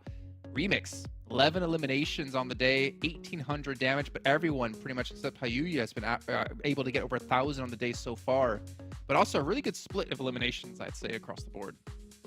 Yeah, and this continues on with what we've been wanting to continue to say. It's not just one player that you want to see performing well, right? It's the whole squad, and this is something that we saw even in PMWI. It wasn't just one player. It was everybody else being able to frag out or being able to output the damage to provide support for their teams so they could actually get to a location where they could frag out. So Extreme Slayers right now, as I mentioned, 2 great performances earlier in Miramar, now in Erangel. And they are going to be able to play this next match in Miramar as well without having to worry about YKG. Whoa, no, 7. We're going to Vikendi next. Oh, true. Remember, I forgot about that. Vikendi? That's like my least favorite map. I totally forgot. What? Yeah. I thought that was Sanhok. No, that's my favorite map. What are you talking about? Yeah, we got Vikendi coming up next, man. We only have 5 matches a day, and we'll be doing only Erangel twice a day. However, tomorrow we'll be going to double. Only be Erangel twice a day throughout the entire week. I'm looking down my list. Man, I was still on that PMWI schedule, okay? It was such a nice schedule, too. Hey, we're done with the show in less than 7 hours, so it ain't no PMWI schedule here, son. I think we're about to head into our next match. I don't know if our casters are ready, if we can even go to them just yet, as things are heating up here and cooling down in the Battleground. Well, we obviously know who's been performing well today. Say it. Come on. Say What? it. Extreme Slayers. That's my surprise, actually. Oh, I was going to say, also- like, which team's underperforming in your eyes? PASSIONFRUIT. And Execute. I mean, Execute obviously more than PASSIONFRUIT, but Okay, that's fair. Yeah. That's fair. And we'll take a look at overalls when we're done with the day. But we still have 1 match left to go. So Hajux and Zute, drop us in to Vikendi. Let's go. Last game of the day. Are we going to have a YKG just shutout? I hope so, because this team has just been going nuts. And it's crazy to hear them talk about underperformers and how is the first name not in hyper, right? Right? Oh yeah. Right? In hyper, just where are they? Where are they? They haven't showed up. But hey, it's classic in hyper. They always start out slow. I think like every tournament that we've watched, they start out extremely slow, and then they slowly pick it up. They do this almost every time. Dude, that's what just frustrates me about them, because you know what? Like, this is the NA. This is the NA league stage. This ain't gonna happen when it comes to future bigger tournaments. You know what I'm saying? And I think they need to get this fixed. I don't like this excuse of them, hey, we start out slow and then we heat up after a little bit of while. Well, guess what, right? When you get to a stage like PMWI, PMGC finals, they're 4 days, Zute. There's no time to heat up. Like, you have to start off strong if you want to be that championship team. Yeah. Well, Vikendi, last match of the day. Can they show us something on this map? And if I'm not wrong, Jukes, surprisingly, Vikendi is one of nHyper's better maps. I remember the last split, when Vikendi got, kind of reintroduced-ish into the pool, we had questions on, like, which team is going to do better on Vikendi. And I did throw out nHyper because I said nHyper, they're a type of team who study things. They do a lot of VOD review, and with Vikendi being such a big map that's lesser played, last split nHyper did really good on this map. But this map pool's been back into the comp scene for a little bit now, and maybe nHyper they're gonna have a harder time, especially with a zone like this far up to the north, nHyper far down to the south. Yeah, they're gonna have a hard time getting up there. But fortunately for them, hey, YKG's not playing, so that's a monster that they don't have to worry about. K19, HH24 taking a seat. Skills of Mind, gonna have to 1 point on the day, Zute. Are Are we going to see them After hot 4 drop games. tomorrow? 4 games, 1 point. What do you think? Definitely not. If they can't, hot right? drop tomorrow, then I We give up on them? they are either. I think they are either the most stubborn team or they just don't care. Yeah, that's crazy. So, yeah, obviously their day is done for now. But yeah, they got to go home, do that homework, and just realize that, hey, you know what? I know that we want to claim that spot. That was our game plan. But, you know, at this stage and higher, you have to adapt, right? You have to show that we can adapt, we can make changes, and hopefully they do that tomorrow. Yeah, I agree. I definitely agree with that. It's early on into the tournament, but with the teams that have been playing together, with these players that have been playing for so long, right, in the competitive scene, I almost feel like if you're starting out slow, it's more than likely because you guys just won't make it to the end. Yeah. Like, the good teams are starting off strong. YKG starting off strong. And we'll see. We'll see, Jugs. It's not looking too great for a lot of these teams, though. Yeah, it definitely is. We have seen some signs of life from PASSIONFRUIT for sure, right? We saw some good solid games from them. I think we're looking to see some more of them here in the short term. But hopefully, this is their last game of the day. Like we mentioned, YKG not playing.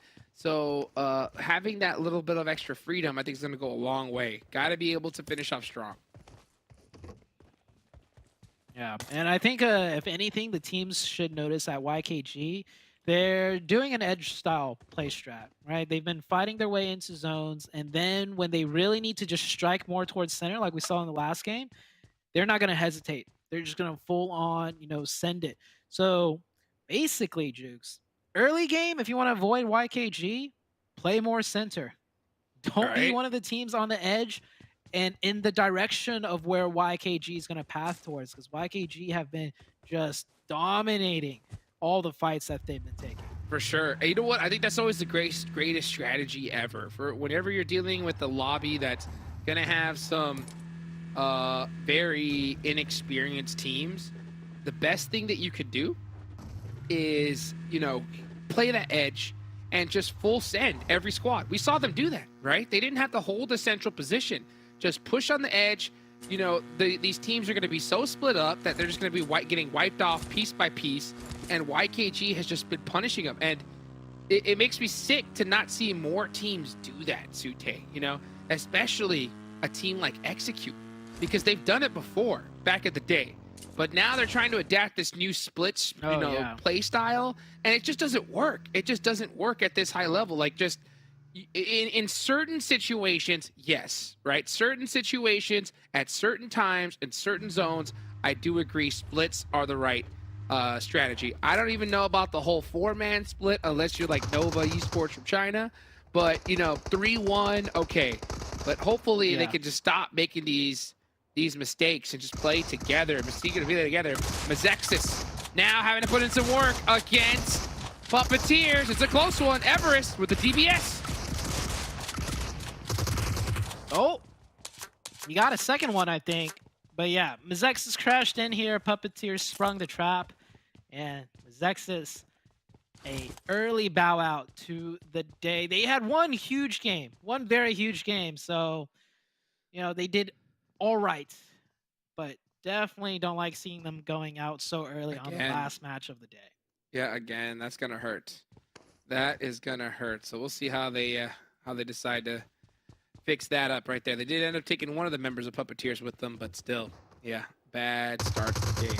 Oh, speaking of bad starts, we've just got confirmation, Zute. Skills of Mind have broken a record here in the PMPL with the worst start. Wait, what record? Yeah, the worst start for a PMPL in North America. So, congratulations, Skills of Mind. Not the record you want to break, but heck, you know what you want to do is hit that DBS shot. Oh my goodness. Too many missed. Ace of Spades takes advantage of it. Yeah, man, this is classic Vikendi. Honestly, people are just full sending it in early on, and then everything slows down, and then everything boils right back up. It's because, you know, with the map being so big, a lot of these fights are super isolated.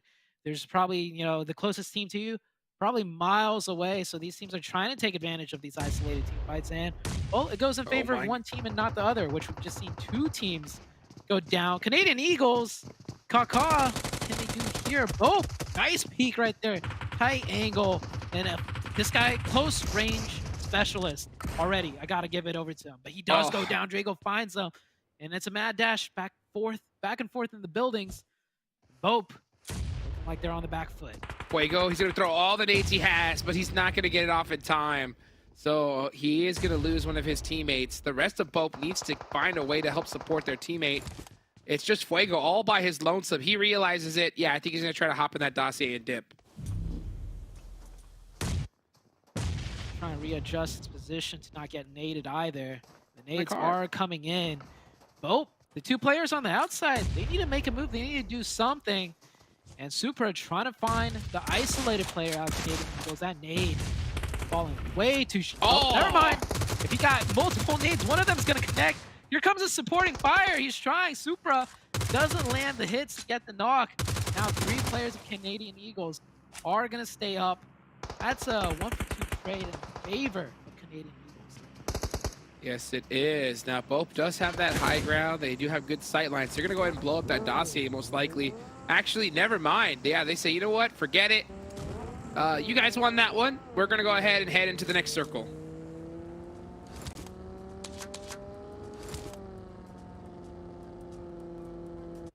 Definitely a chaotic scuffle right there. I don't think either team was really ready for that fight, but it seems like BOPE is going to lose 2. Canadian Eagles will come out ahead. And next zone shifted. Of course, it didn't really shift anywhere. This is Vikendi. And I think this is where we kind of hit a really slow period, right? The teams that wanted to take those isolated 4v4s would take it by the first zone or so. Everyone else playing for the long haul, the late game. 100%. And that is exactly what they're doing. So, and Hyper dead center. Wall Street Bets in a really good position as well. So we'll see how that plays out for them as this next zone is going to pop here in the next couple of minutes, actually 52 seconds, as Robert GG gets knocked. I think that might have been a long-range knock. Might lead to a fight. Keep an eye on the elimination feed. Nothing happening yet. So, oh! Gets confirmed as well. So Extreme Slayers here. They're on the back foot. BULUC pushing in. They're taking the fight. BULUC CHABTAN. They're going to throw some smokes, try to go ahead and cover their off angles. I don't think they have a vehicle back there, so they can't leave. So they're going to have to take this fight. They're just trying to find the right way to approach it. I think Poppy Sour can also hop in that dossier and try to rotate around and get a different angle on them. We'll see if that's what he decides to do. The next zone is about to pop. And where's it going, Tute? Where's it going? Up to the north a little bit. A little bit north. Yeah, just a little bit. Does put these 2 teams right here not in the zone, so it might be a little bit added pressure for them to take this fight. A good nade to follow up that opening knock. And Extreme Slayers, this was their chance to shine, you know, with YKG not being in the lobby, but BULUC stepping it up right now. Yeah, Extreme Slayers could definitely put some insane points on the leaderboard. Uh-oh, Brady tried to track, missed the shots. See, I did that reload on that Tommy gun. Oh, the DBS from Poppy Sour, just too strong.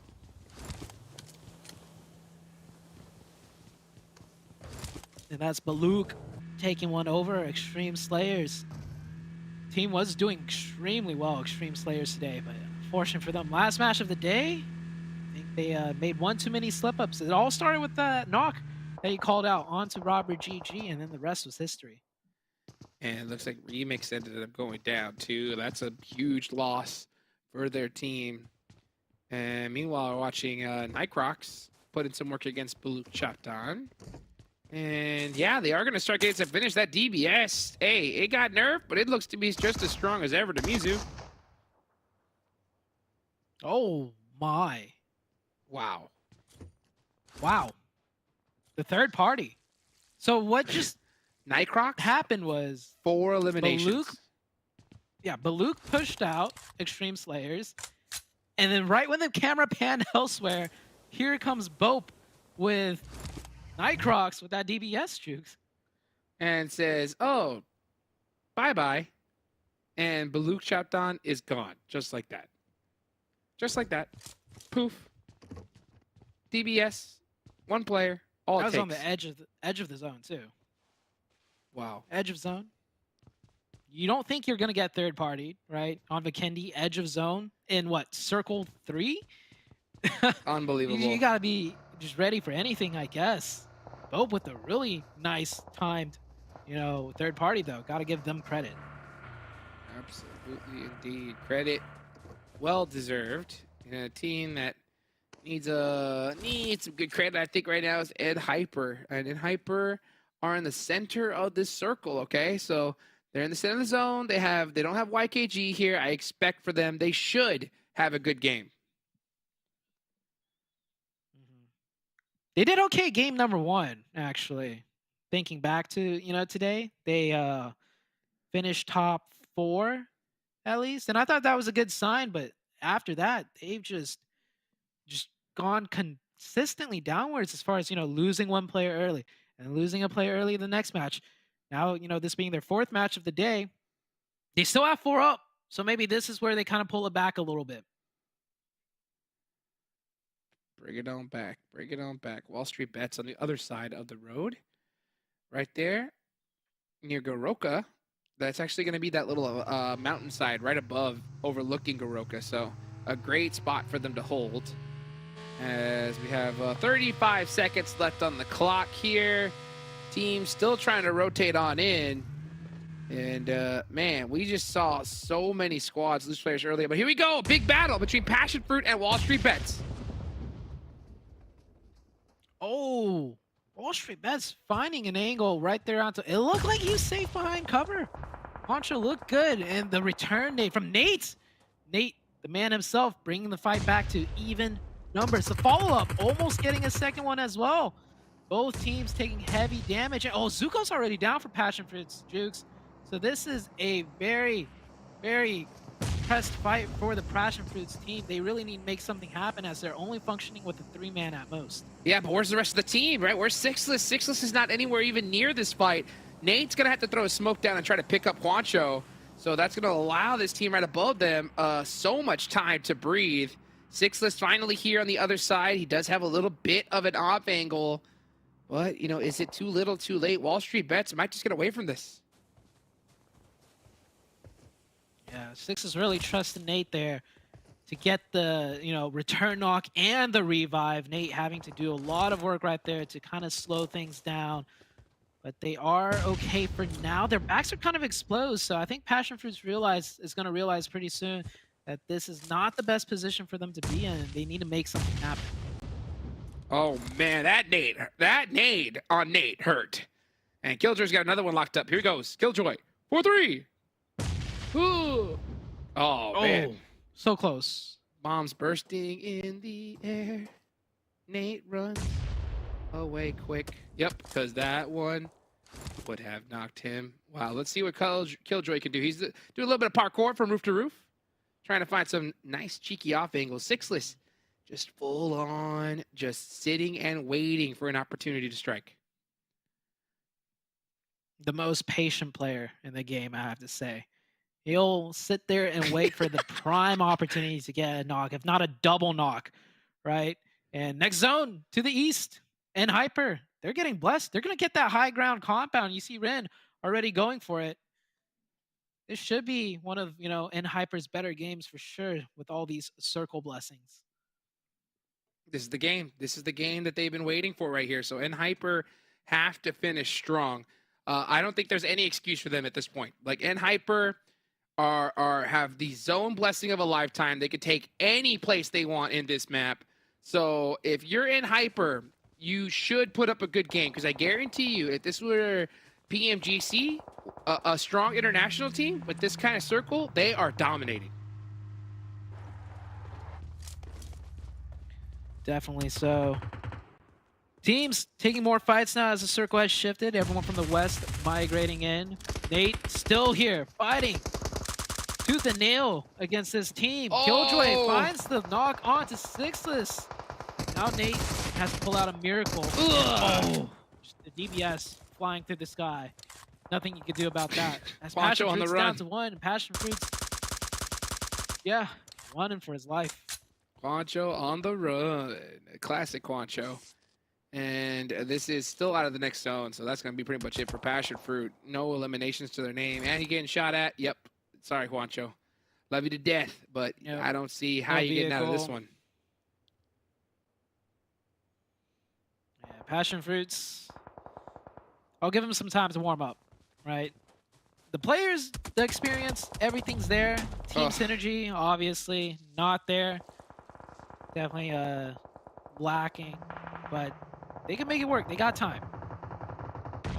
Yes, they do. All right, speaking of time, though, Execute getting takedown by Excused, but Puppeteers are pushing up on the Canadian Eagles. Wow, the DBS didn't get it done, but Drago was able to get the finish. Oh my gosh, that gas can explosion was almost disastrous. Actually, it already was, because that allowed that nade to get that last hit onto Reckless. That gas cans, you gotta watch out for them. Gas cans, so deadly. Puppeteers doing whatever they can right now to stay alive. And bad news for them, circle shifts away from them down to the southwest, and I don't think there's any hard cover really to be had there. That hillside does slope around quite heavily, so that does give some teams room to kind of play in. But besides that, it's just trees, maybe a rock here and there. You see on that hillside right there where NHyper's sitting at the top of. Yeah, that's my team I'm gonna predict here is to win the game, because if they don't win this at this point, then I don't know what's the plan. I mean, yeah, it could be a little bit tough. They are on the edge of the circle. There's not a lot of coverage in the zone, but you got to be able to hit those shots. You got Excuse on the south side. Wall Street Bets is still up and running with 3 eliminations to their name. BOPE with 6, but losing 2 early on is gonna definitely hurt. NHyper here. I want to see them like really peak aggressively and not lose a player right now, because this is they need to catch up in the form of points, and they need to do it with elimination points. You know, they have this high ground, they have everything kind of within their control, so now would be the time to, you know, peak more aggressively. I agree, right? You gotta flip that aggressive switch at some point. Come on, NHyper, start getting it done. Meanwhile, you got Excuse still there, starting to creep up little by little, throwing even some smokes out. So they, yeah, not taking any chances right now. Very smart from them, in my opinion. Oh, BOPE though, getting really close here. Now you see BOPE's not in the zone here, so that means they are gonna have to look to take more real estate, and potentially that might lead to them looking over to NHyper side, especially with GK first going down right there. I don't think BOPE knows, though, that a player got knocked on the other side of things. BOPE only has 2, so BOPE will most likely have to play quiet. Ren trying to get that revive. Smokes come down. He'll get the revive, but it does give an opening for Ace of Spades to push very close up the hill. Where's the rest of NHyper? They better be there to go and help their teammate here. These splits, always so dangerous. Yeah, Kindness finally starting to get on the move. Meanwhile, Ace of Spades, you know, trying to find their own way into this next zone. They do find a little bit of an edge of it for now. They gotta push? But yeah, they're gonna have to make a push I don't like this. sooner than later. Yeah, I mean, you're in zone, but you're in the zone wide exposed with a team on the high ground right over the top of you. It's definitely not the most comfortable position to be in. They should have pushed, I think, like committed up the hill off that knock. They slow things down, and yeah, now they're getting punished for it. Nice nade. All right, LOTUS on the other side should be pelting Ace of Spades. What a nade! Also. And yeah, look at those shots. Those shots coming in. GK first looking to get into the blue zone here. He knows that he's in trouble, so Rin is going to try to circumvent him, possibly even go for a run over, but that vehicle's on fire. The Zima, he hops out, gets knocked. Oh. A bad play, and NHyper, it's up to Kindness. Oh, then NHyper are knocked except for 1. Oh my gosh. Yeah. And Kindness has to make this play. Oh, he can't do it. Oh, explode the vehicle. No, it's too far. Oh, he's It does hurt him. Oh, Ace of Space Where is just did better. Hyper go? What happened to them? Ace of Space is just better. They're just better. What They got aced. was it? Ace of Space? They got aced. Wow. Wow. Okay, Jukes. Pretty good. Pretty good. I mean, heck, that's what I get for picking up. I mean, that's crazy. I mean, they should have had that by all intents and purposes. How do they lose that fight? I don't know, man. I don't know. And I thought Lotus would just be pelting Ace of Spades from the back. But I think Lotus had another fight that they were taking care of, so it worked out. Listen to me. Ace of Spades. Everybody watching. 5 years of experience in playing PUBG Mobile. Years of competitive. Years of LAN experience. Months spent overseas. I'm talking about Zute, ladies and gentlemen, right? A legend in the game. And I just asked him a question. How do they lose that? You want to know the answer? You want to play it back? I don't know. I don't know. And it still doesn't. I don't know. Was it like... Was it a nade? Did they get like a double knock with a nade? There's so much going on, but yeah. And Hyper should have won that. We'll see what Ace of Spades does now. They have the win zone, the game. they have the high ground. Win. It's going to be a little bit tough because Excuse from this side could really spearhead in. Ace of Spades, they got to worry about both teams. But here comes the return fire. Kiddo coming in, laying it right back into Excuse. Kiddo, definitely not someone you want to mess with. Those shots are laser right now. Blows up the car. Beautiful. They might even get the revive, but Excuse's push has been absolutely fun. Oh, he spots their last player too. Kiddo is on point right now. He's starting to feel himself. And this is what happens when you start getting so many eliminations, your reaction time just gets sharper and sharper. The momentum just starts getting greater and greater. And right now, they have it all. It is Ace of Spades, game to win. Oh, this high ground, though, not a lot of cover. Zone goes right in between them. It's literally no man's land. Oh, what a nice log from Ace of Spades. They've done a great job, you know, focusing on both sides, the low ground and the high ground. They were fighting Excuse and Lotus Esports. This Ace of Spades team still keeping 4 up, still putting up points, still getting 15! eliminations. That's 15, Jukes. Goodness gracious. This might make a record. I mean, this is craziness. Ace of Spades just destroying the shot went 16. the lobby. Make it 17 right here and now. Here they go. There down goes Kai. And Excuse can't do much at all. They've already been just pushed back by Oh my Ace of goodness. Spades. And The here nade. comes Ace of Spades once again over the top. The double nade. 18, 19. Make it Push 20. it to 20 to 21, Jukes. There's 2 left for them to take. Oh, I think they got 20 already. Yep. Here comes 21. The nades. Ace of Spades. Oh, it's 4 up, 19. Here comes 20. dominating the high ground. Oh, they... here comes Last one. the big 2-0, Jukes. The big 2-0, a record so far for this PMPL, and it's gonna happen, baby. Ace of Spades with the legendary performance. My God, I'm still wondering how they managed to defeat Hyper earlier. But that crucial fight that they somehow clutched up, somehow did it, it led to a monstrous chicken dinner. 3,068 damage. And look, 1,000 damage received. 1,000 damage? Yeah, they were taking a beating, but they ended the game with not only monster chicken dinner, they had all 4 up still, Jukes. All 4. Unbelievable. Kiddo, Kiddo. 1,000 by himself. Wow, 1,000 by himself, a third of the team's damage, all by his lonesome. 7 eliminations. Absolute madness. Crazy to see Ace of Spades perform just like that. And then Fate, Top Traveler, once again. Dude be driving around, but what's he doing? I was about to point that out. Isn't this like the 2nd or 3rd time? Yeah. Fate Driving around. on the and, Top Traveler? Gotta get some eliminations while you're on the way, Ah. my friend. But, I mean, let's not shy away, right? A legendary performance from Ace of Spades, and it was on the back of taking out Hyper in a fight that I think anybody watching, they should have won that. Yeah, I'd have to go back on the VODs, man. You know what? I'm willing to say Kiddo somehow, some way, Jukes, probably got it like a double knock from the low ground to the high ground under immense pressure, and that's how they clutched that fight up. It must have been Kiddo, man.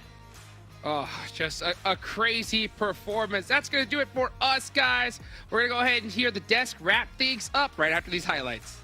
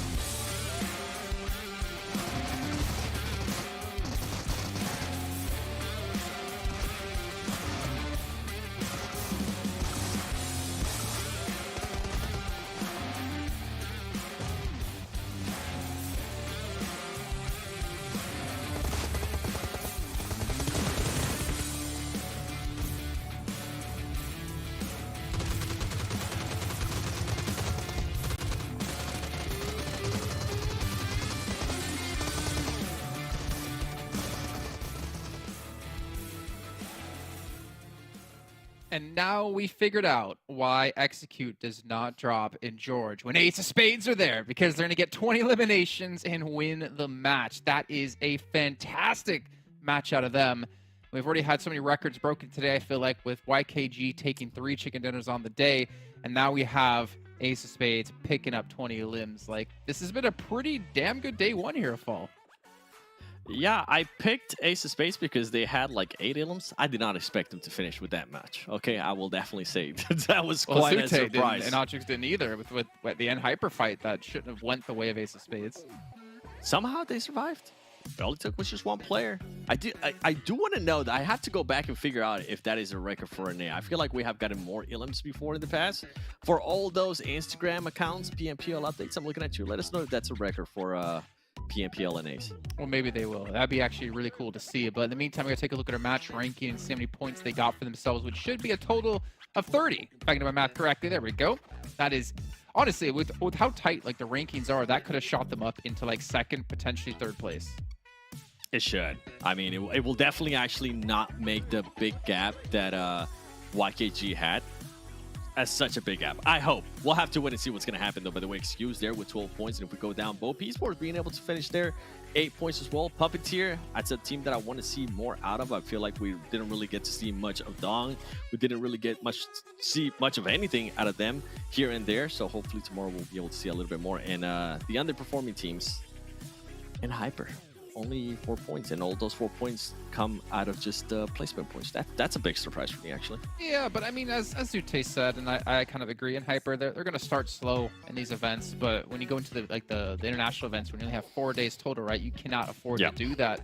But Execute as well, 3 points here on this first page, but if you take a look at the second page, we're not going to see YKG there because they didn't play this match, but PASSIONFRUIT, man, 0 points. This is getting a little bit... I don't know. I'm a little bit sad to see this. Me too. Sixless, if you're listening, it's just their one. Give it some more time. You guys got this.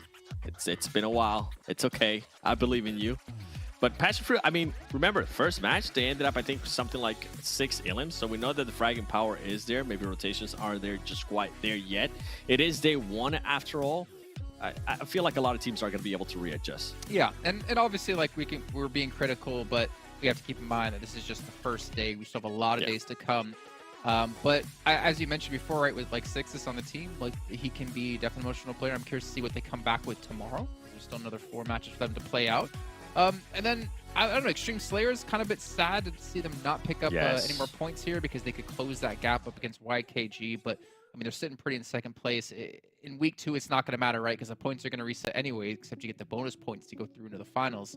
But still a pretty strong showing out of Extreme Slayers. Pretty happy with them. Yeah, I think at one point I was like, okay, they're going to be able to close the gap. Blink my eyes, and it was just 1 player left. And I was like, maybe they're going to be able to get 1 point. They weren't even able to get 1 point, Jason. And you mentioned it, yeah, the points are going to reset, but at the bonus points, I'm pretty sure this is a team that's going to be looking at those bonus points. And if they can at least get second place, why not?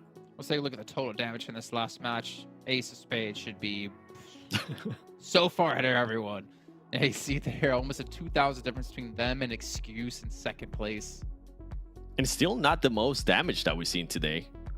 I think it was Extreme Slayers in Miramar, if I'm not mistaken. We ended up with like 3,100. Yeah, I think so.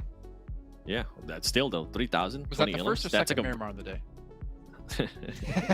Don't remind me. I wish. Man. Let me go back. Oh. Ace is gonna be like, no. From now on, Vikendi's our favorite map. I mean, that's right. Like Zute did say as well. Like Vikendi is one of Hyper's stronger maps, and unfortunately, it wasn't there for them. But we can look down and execute 3 eliminations, 900 damage done. Not bad that they're able to at least close that out and get some points on the board. But this is not the execute that we expected. It's not the execute that I put in 3rd place in my overall rankings coming into this whole event.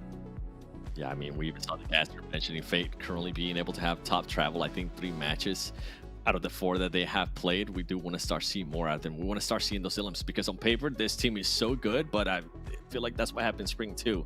They were such a good team on paper that it didn't really turn out to be the team that we expected it to be. Well, let's actually see how they place in the overall rankings as well as all of our other teams here that are participating here in PMPL Fall. YKG, of course, going to be in 1st place with a nice 27-point lead over Extreme Slayers. But 3 chicken dinners coming through. I mean, they're still 1st place practically just from eliminations alone.